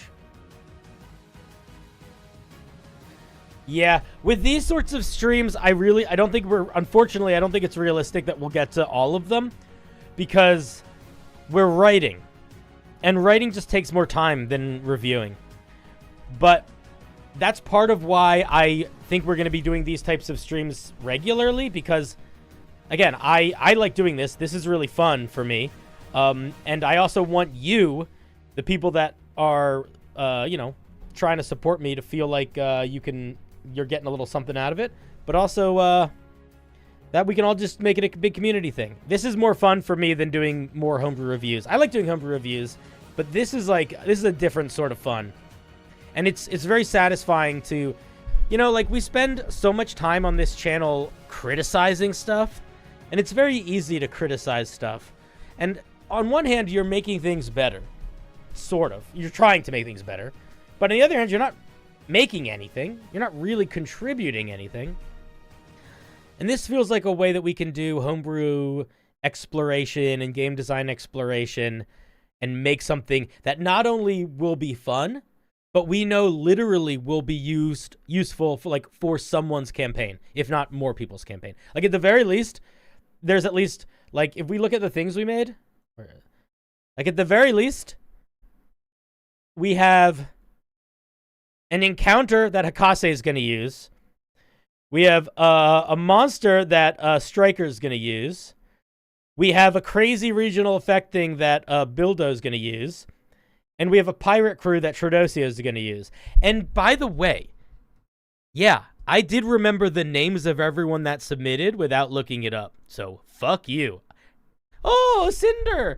Don't you guys wish more content creators got to know their audience and were familiar with them? Don't you wish there was sort of a healthy parasocial where we weren't screaming for each other's love, but we acknowledged each other and we remembered each other? If only there was a streamer who did that. If only there was a streamer who could remember the names of people because he wants to give them respect because he likes them, but also he doesn't know them. But a great way to give someone respect is to remember their name. Too bad you're never going to get that. Except for here. You didn't know I had a Twitch? What's up, Darks Vermouth? Where you're supposed to send homebrew creation stuff? Well, the stream that we're doing tonight is one where in order for you to submit something, you have to either be a member on YouTube or a subscriber on Twitch or a patron on Patreon. But for the other streams that we do where there's not like a paywall, it's just an anybody thing. And I always post the submission forms in my Discord. So when we're streaming, you'll usually see the submission form pinned as a comment if it's something that's for everyone. But you'll also always find it in the Discord. And I sometimes post them in the YouTube community tab, but not as often. But for the member stuff or the subscriber stuff, you got to check on the Discord in the member section or the member section on the YouTube.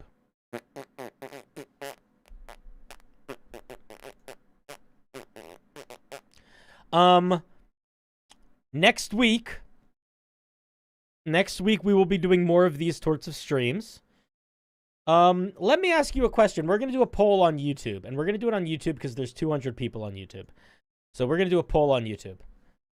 If you want to be in the poll and you're watching on Twitch, just do it on YouTube. What do next week? So this is what we're going to do for the big public thing next week that anybody can send stuff in. Do we want to do homebrew review? Or do we want to do this? Writing homebrew for campaigns. You decide. You're going to vote right now. Is there a third option we should put? I can't think of one. So no. All right, the poll is up on YouTube. Vote now. There's about 225 of you. What do you want us to do next week? Do you want us to review Homebrew? Or do you want us to do more stuff like this, where we build Homebrew together for people's campaigns? I'm really happy to do either. I think both are really fun. I think that both also have value in different ways. I will say that the writing Homebrew for your campaigns one is generally a little bit more lighthearted. It's generally a little bit more like we're working together. The reviews and the critiques are more like you have worked hard to make a thing, and then we are going to be very critical of that thing and try to acknowledge where we feel like it could change or might be weak in some places, that sort of thing. You know? So it's not going to be, it's less airy. It's a little bit more heavy hitting, which some people really like. Some people don't like. I like all the things we made today. I think we made a bunch of cool stuff. I also think that like it's part of what's fun for me is seeing all of your descriptions of your games and of your game worlds. Like they're just different. They're just different. And it gives you, it's like it makes the brain work. You know, a lot of the times, one of the hardest things to do when you're trying to write something new is know where to begin. And if you tell me a little bit about your campaign, then we can know where to start.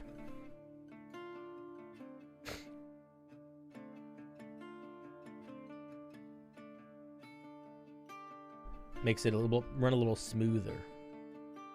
Smooth as jelly. Also, it's just fun. I don't know. It's fun to know that you are playing a campaign and to like have you tell me about that campaign and then to have me try to make something that you can use in that campaign. Like that, it's fun. Only 6 people voted. A lot of people just sort of watching me as they're falling asleep, probably. That's okay. I accept. It won't be hard. I'm not hurtfelt by it.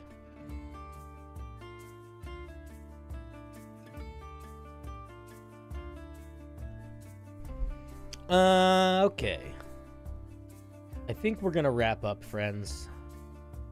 I think that we're kind of, yeah. I think we're rounding to the end.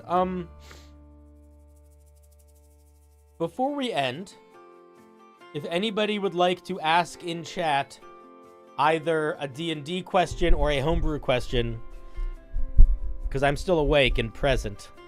So if you have a question you would like asked, now is a moment where you can, the floor is open. Speak your mind. Speak your truth. Speak your need. Or shut up and go to bed. Okay. Looks like we might be in shut up and go to bed land. Friends, this has been a really fun stream. I really liked tonight's stream. I really enjoyed it. I had a lot of fun. I hope you had a lot of fun. We are probably not streaming again until next week. Probably Monday. I will let you guys know for sure in the Discord. And I think we're probably actually going to do a stream very similar to what we did tonight. Jay Gallagher, you don't need to... I love you, man. I'm happy... Whenever I'm asking chat questions, if you don't answer, don't feel like you're doing something wrong. It's not your job to be here to answer questions. It's your job to watch if you want. So no pressure. I think next week we'll probably do a stream very similar to this one, but it will be for everyone. So it'll be a public submission form, and you can send in a bit about your campaign, and we'll try to build some homebrew for people. And then maybe we'll do a member-only homebrew review stream. I think that's probably what we'll do. Yeah, that's what I'm thinking. We'll see. My goal is to be streaming once or twice a week, and then turning those streams into 1 or 2 videos. And I would like to do that without losing the momentum of the long-form Warhammer D&D skit videos, because I still want to be making those, and the shorts. So I'm acknowledging that I'm putting a big thing on my workload, but I think it's, I think if I can do it, it'll be good. And editing that first video, I posted a video today that was edited from our stream yesterday. Didn't take that long. The video I made from stream yesterday was good? Good. Okay, so, like, if it could work, it could work. So we'll see how we can do. Because, like, I'm sure I'll be able to pull a video or two out of this stream also. I think, honestly, I think any of the things we made today would be a good video. I don't think there's any that would be a bad video. All right, you lovelies. I think we're gonna wrap. Wrap it up! Wrap it in and wrap it out. I don't know how streamers are able to do that thing. I don't know how streamers can do that thing where they just hang out forever and they don't do a thing. You know? How do streamers do that? Like, I can hang out, I can stream for a really long time if there's an activity that I'm doing. Like, we're reading a thing, or we're building a thing, or we're playing a game. But it's really like a skill to be able to just do, just like, hey, it's me, I'm just looking at you. Just talking about stuff. Doesn't it feel kind of lackluster? Any plans for games you want to play on stream? Yeah, there's one called, like, The Bridge of Obradine or something. That's not what it's called, but it has a name like that I've been told is really good and fun. But no immediate plans. No immediate plans.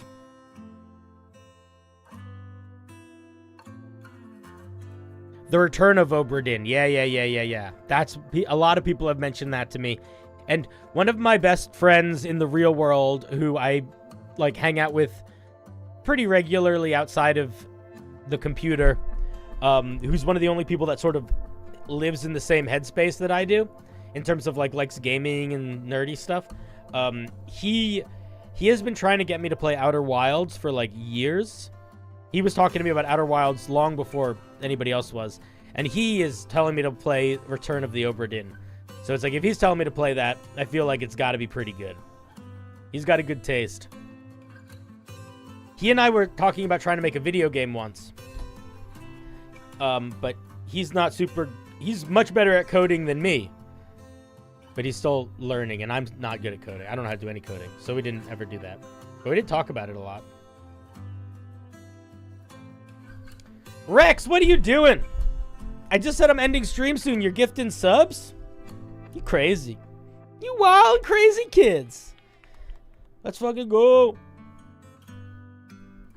I'm trying to think if I have anything cool I could show you guys.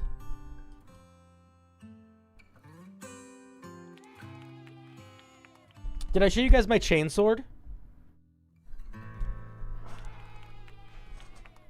This is maybe the coolest thing I own. Look at this. Come on now.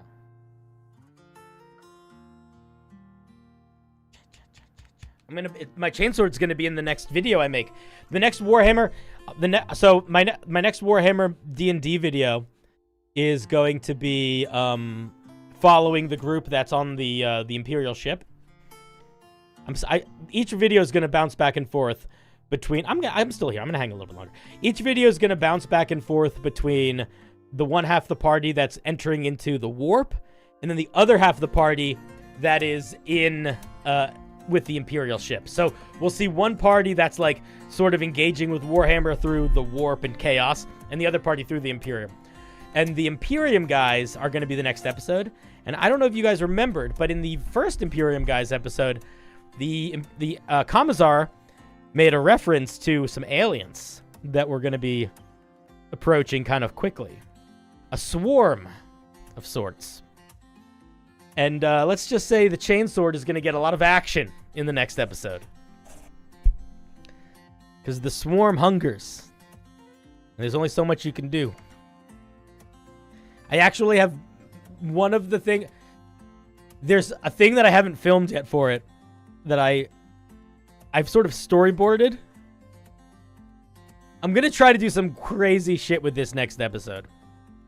to give you a little bit of an indicator of the crazy shit I'm going to do, I have spent more than I would say multiple hours this week looking up special effects for blood splatter and explosions and lasers and how to lay them over video.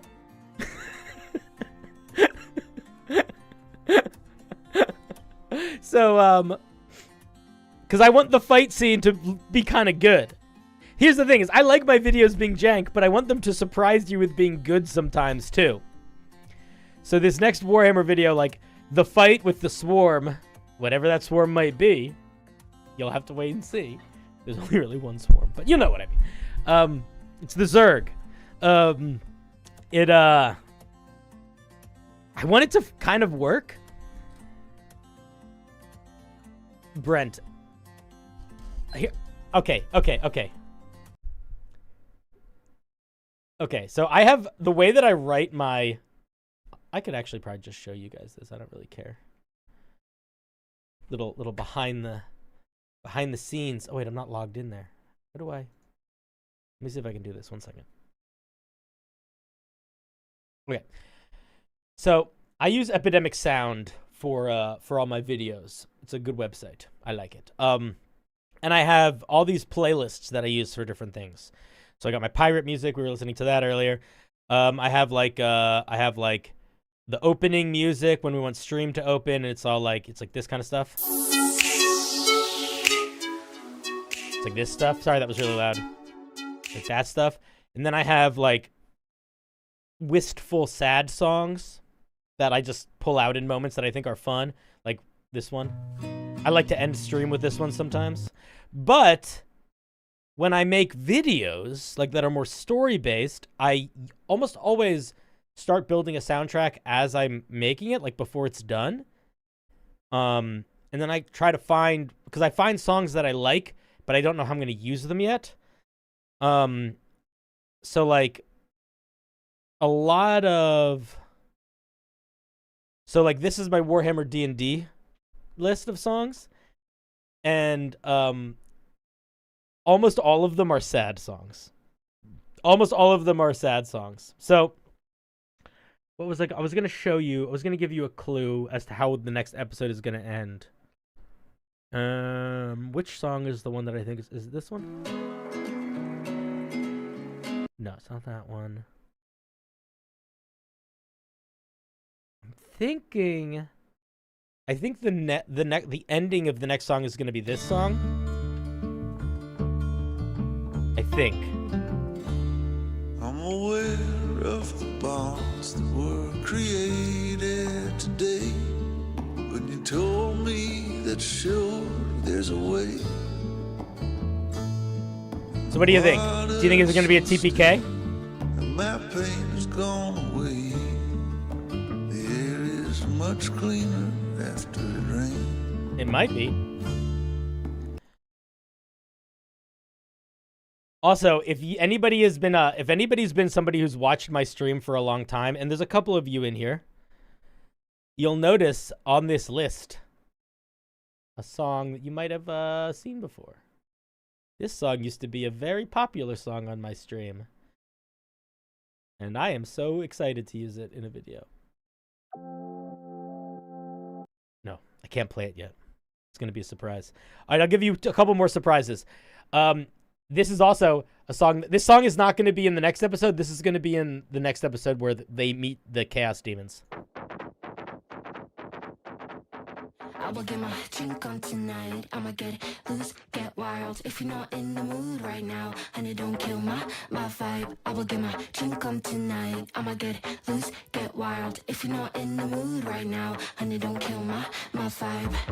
I'm gonna party until I drop. Because they're gonna meet Slaanesh or something Slaanesh-esque, so we gotta get a little hectic with it. I can't find the song. I think, is it this one? Oh, this is the song that I think is gonna actually end tomorrow's episode. Not tomorrow's, but the next one I make.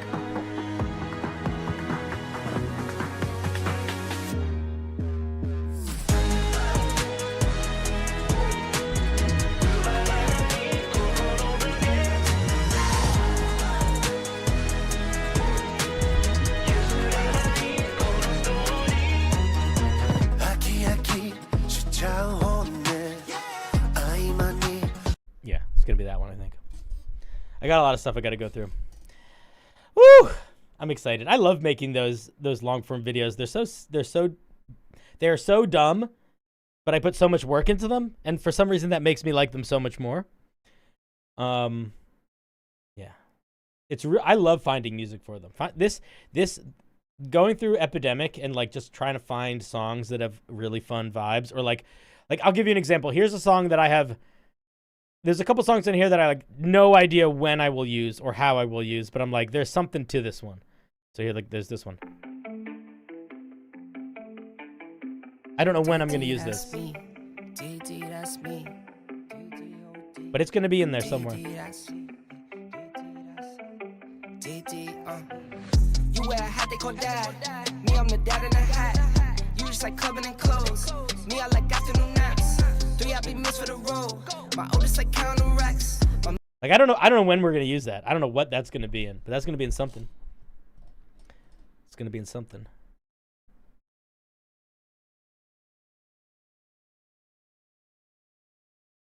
Yeah, all of these are just sad songs. This is just a sad song. This is just a sad song. This is just a sad song. This is just a sad song. This is just a sad song. This is just a sad song. This is just a sad song. I got nothing to worry about. Oh, man. This song is going to make you guys fucking cry when I use it. I have one thing planned that I'm not going to tell you about now because I genuinely want it to be, I want it to be such a surprise.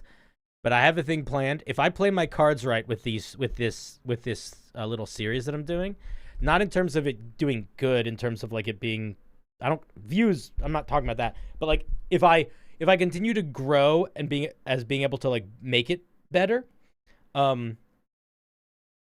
have something planned that will, I don't know if it will land, but if it does land, it will be so fucking peak that you will feel crazy.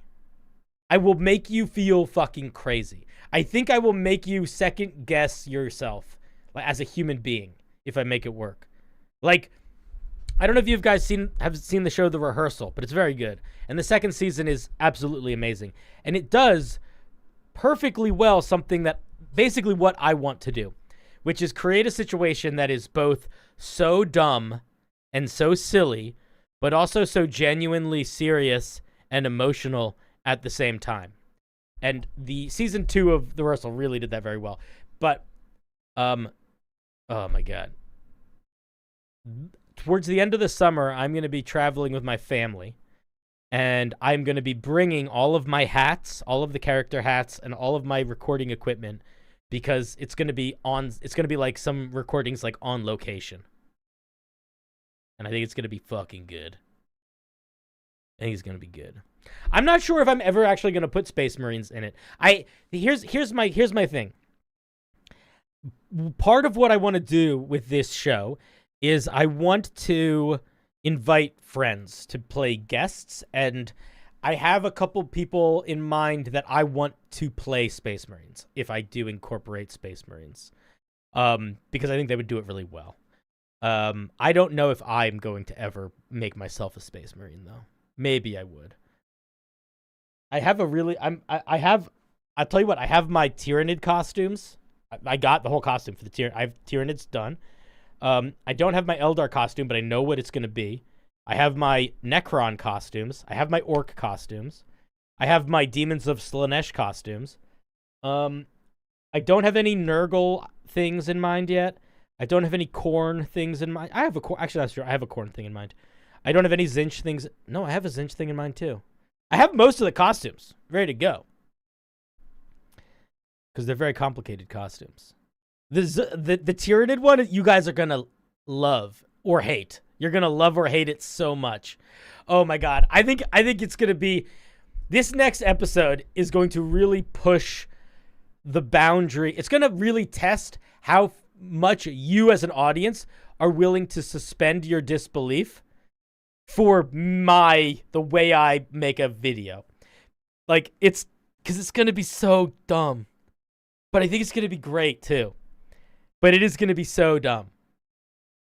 But yeah, we'll see. We'll see. I think I hope people are gonna love it. I hope people feel the same way I do, where they're just gonna think the jankiness is kind of like charming and kind of adorable and silly.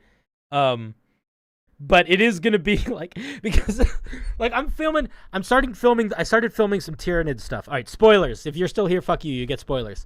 I started filming some Tyrannid stuff, and I'm the only one. It's just me. And the Tyrannids are a swarm.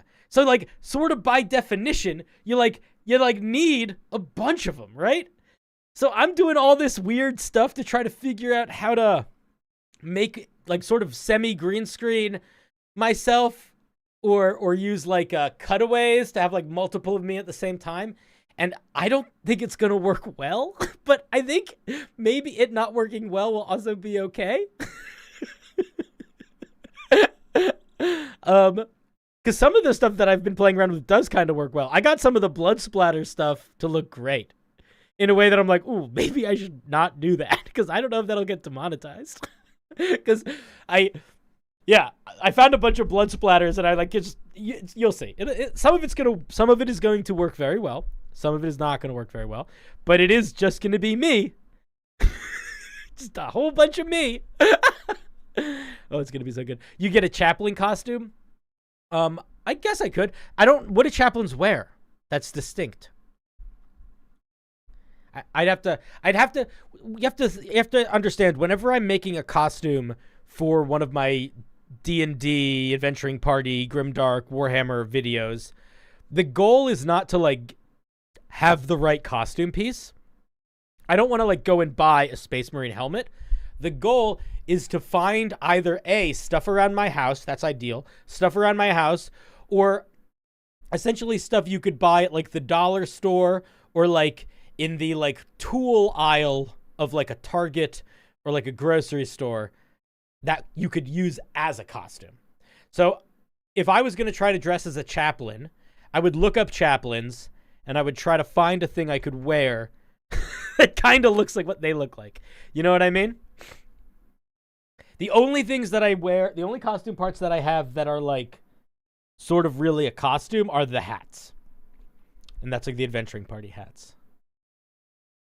I have some ideas of things I could do with a bicycle helmet. Yeah. But like my Commissar hat. My Commissar hat is just like an accountant visor. You know? I was looking at buying I actually have a bunch. Spoiler alert. You might meet some Commissars that are a little bit different. I was looking at buying like a Commissar hat, and I was like, this is just like a Nazi hat. I don't want to wear a fucking Nazi hat. So it's like, I want this to look silly. I'm going to buy an accountant's hat. And that works great. I could show you. Okay, I'll show you how I'm going to orc right now. I'll show you. I actually showed you already how I'm going to orc. In my Warhammer YouTube videos, what's my YouTube address? CinderBlocksally? I should subscribe. In my We're Going to Warhammer video, I showed you some of the costumes. Here, I'll show you right now.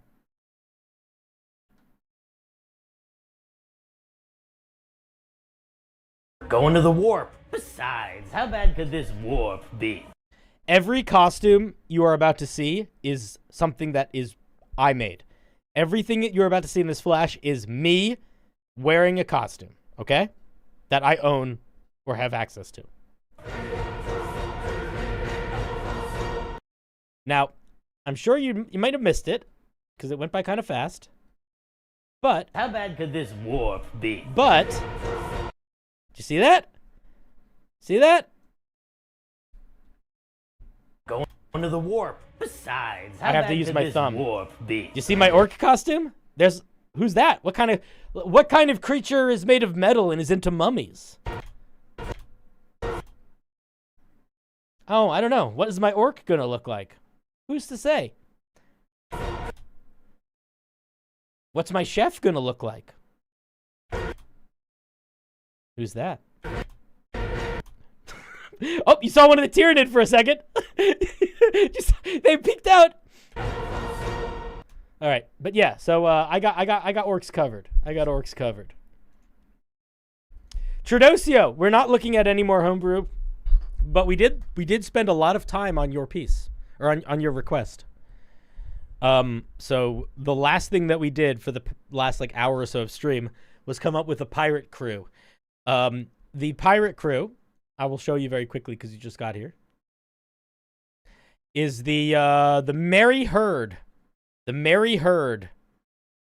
And it is a animal activist Dr. Dolittle style pirate crew where they are friends with a bunch of animals, and the captain of the ship has seemingly Dr. Dolittle type powers where they can like communicate with animals and animals really like them. And they are like Robin Hood, like they're good guy pirates, but bad guys, if that makes sense. And the secret is that there is an aboleth that lives underneath the ship that is tired of doing aboleth stuff. They're done with it. They want to just kind of have fun and do adventures. So they mind controlled one guy and then made that guy act like a really cool, awesome, badass pirate and get a crew, and now uses his aboleth powers to make people think that the body he's mind controlling can talk to animals and do stuff because the aboleth can just do all of that. And the aboleth is genuinely just trying to be a hero, just trying to be a pirate adventurer. So anybody that meets the crew or knows about the crew just knows them as these animal activists. But actually, the reason they're able to do everything they do, and it actually kind of makes sense, is because it's all being done by an aboleth who is basically retired into trying to be like a Robin Hood guy. So that's like that's it in a nutshell. And the crew is, there's the main crew, there's the captain, Captain Guy Goodman. Captain Guy Goodman. Super charismatic, just wants to do the right thing. Also is an aboleth. Has a magic sword or a magic gun and a sword. And that's kind of his deal. Then they got the first mate, Lucky Lefty, aka Pete. And Pete is a gnome druid who is missing one eye, one arm, one leg. And whenever he transforms into animals, he becomes fully limbed. And he seems like he's super drunk all the time, but he's also just a little crazy. And he's the only one that knows that the aboleth is an aboleth, and he's kind of like working with the aboleth. Like, he and the aboleth are on the same page in that, like, they're just friends. And like the aboleth is like, I don't want to do evil stuff anymore. And the druid's like, yo, let's help animals. And they're like, sweet. So he sort of helps with that. And he's like a drunk crazy man. Also, when he transforms to fight, he transforms into a giant octopus and then pulls out a bunch of swords with all the tentacles. There is also a guy who we didn't name, which maybe we should have, but we forgot. That is a storm cleric that is sort of their navigator / healer. But he got true polymorphed into a parrot before he joined up with them. So he's with them because they help animal people. So he's a parrot. And he talks like C-3PO. He's really posh and he hates being a parrot. He hates being referred to as a parrot. He only wants to be talked about as a human and dealt with like as a human. But his life would be so much easier and genuinely better if he was just willing to lean into being a parrot. And then there's a rapscallion kid who's like a troublemaker, but also like a good guy on the run from the law for freeing some animals from a royal zoo. And he's super into stealing. He doesn't really have a strong sense of morality yet, but not because he's a dick, just because he's young and kind of dumb. And then the ship has like a bunch of animals that like work alongside it, basically because of a combination of the druid and the aboleth coercing animals or convincing animals to help. Like gulls act as scouts. They got like whales and things that like swim around with them. And then the ship has a secret room that is underneath the ship that you can't access from inside the ship, only from underneath it, like in the water, that the aboleth can enter and exit if they want to like hide in the ship. And then we came up with some encounter ideas. The first encounter idea was that maybe the party would encounter the Merry Herd as the Merry Herd was like on the run from the Navy because they stole a baby dragon turtle, but from their perspective, they were freeing it. Or maybe the party would lose their ship in like a shipwreckage and be like saved by animals in like a Disney princess sort of way because, but then it'd be these guys. And then the guys like asking them to help. The other, somebody suggested in chat, I think this is a great one, that maybe the party would learn there was like a missing person and the missing person would be the body of the captain. So they would maybe encounter the ship and be like, "Oh, you're missing. We found you." But he'd be like, "I don't know what you're talking about," because he's been this guy for like, you know, a couple of years at least, and the aboleth doesn't have any memories of the guy he mind controlled. He just mind controlled him. So the aboleth would be like, dude, that's not me. That could be interesting. We also got an idea. The party could be hunting or trying to track some sort of eldritch horror and sort of accidentally start tracking the aboleth, and then like find this ship of like friendly pirates that love animals. And then the mystery is like, why the fuck is this eldritch? Genuinely, these are all nice guys. And it's kind of fun because the aboleth is a good guy aboleth, I would say. Like, if you're going to use this, genuinely make the aboleth a good guy. And make it so the moral dilemma that the players have to face if they decide to use this is, how much do they stigmatize or judge an aboleth for being an aboleth, or, you know, whatever history it has. And then also, how much do they judge it for basically taking a person's agency away and making him turn into like a good guy pirate, whether he wanted to or not. So there's some morally gray stuff they could get into if they wanted to. And then somebody suggested that the parrot could have like blown off course, and they could find this like talking parrot that's like a C-3PO parrot that hates being called a parrot and just wants to be called a guy, and they're like brought back to them as like a way to meet them. And that's the main. So we didn't like write any specific big encounters. We sort of leaned into your suggestion that we come up with like vibe, characters, sort of.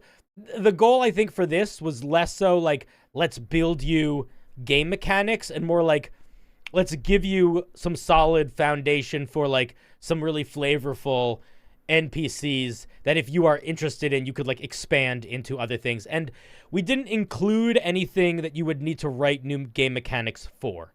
Like, aboleths already exist in the rules. There's a million animal stat blocks. There's no like new unique stat blocks you would need for this, you know? So that's what we made. I think it came out pretty good. And it's called the Merry Herd. And the whole gimmick is, I like the idea that the party could go a whole adventure and never learn that this thing is actually run by an aboleth, you know? It could always just sort of be a mystery as to how this ordinary human with no magic can seemingly talk to fish and ride orcas and like breathe underwater and stuff. But, so, you know, do with it what you want. I think it came out great. I think chat had some really good ideas. I was really proud of the stuff I came up with. And I think it's the kind of thing like I might use myself. All right. That's all I have to say about that. I think we are going to wrap things up now. I know we said that like we were going to wrap things up like almost an hour ago, but now we actually are going to wrap things up. Chat, we are going to be back live Sunday or Monday. I don't know which. I will post it on YouTube and in the Discord when I know. And then on whichever day we're live, we are basically going to do this again. There's going to be a form that you can fill out. I'll even make the form. I'll post the form a lot earlier, so you could start posting stuff like this weekend into it. I want you to tell us a little bit about your campaign, and then about what sort of homebrew you want, and then we are going to make homebrew for you, for your game. So yeah, and it's open to everybody. That's what we're going to be doing on Sunday or Monday or Tuesday, probably Monday. And then either later in the week or next week, depending on how much time I have, we will do a member-only, subscriber-only homebrew review wheel. We're going to sort of switch back and forth off of what stuff we're just doing for members and what stuff we're doing for everybody, because I want everyone to be able to participate as much as possible, but I also feel bad not, like, doing extra benefits for the people that pay, so I want to keep making sure we're doing that. Yeah, those would be my thoughts. Anything else we should talk about before I hang up on you? It's funny because I say that a lot, but it's different when it's just chat. I should make that in a shirt. All right, let's get ready to say goodbye. Anyway, guys, you guys are great. You guys are the best. Have a great night. Be good to each other, and I will see you next week. And there's a new video out right now. You can go look out. I posted earlier today, and there'll be shorts and shit. But anyway, I love you. Have a good night. If you like me, I like you. Go team. Okay, bye. Bye. Think about it.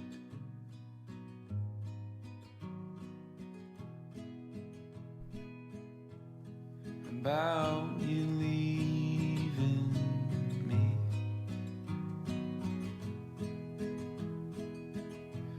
don't know who I'd be.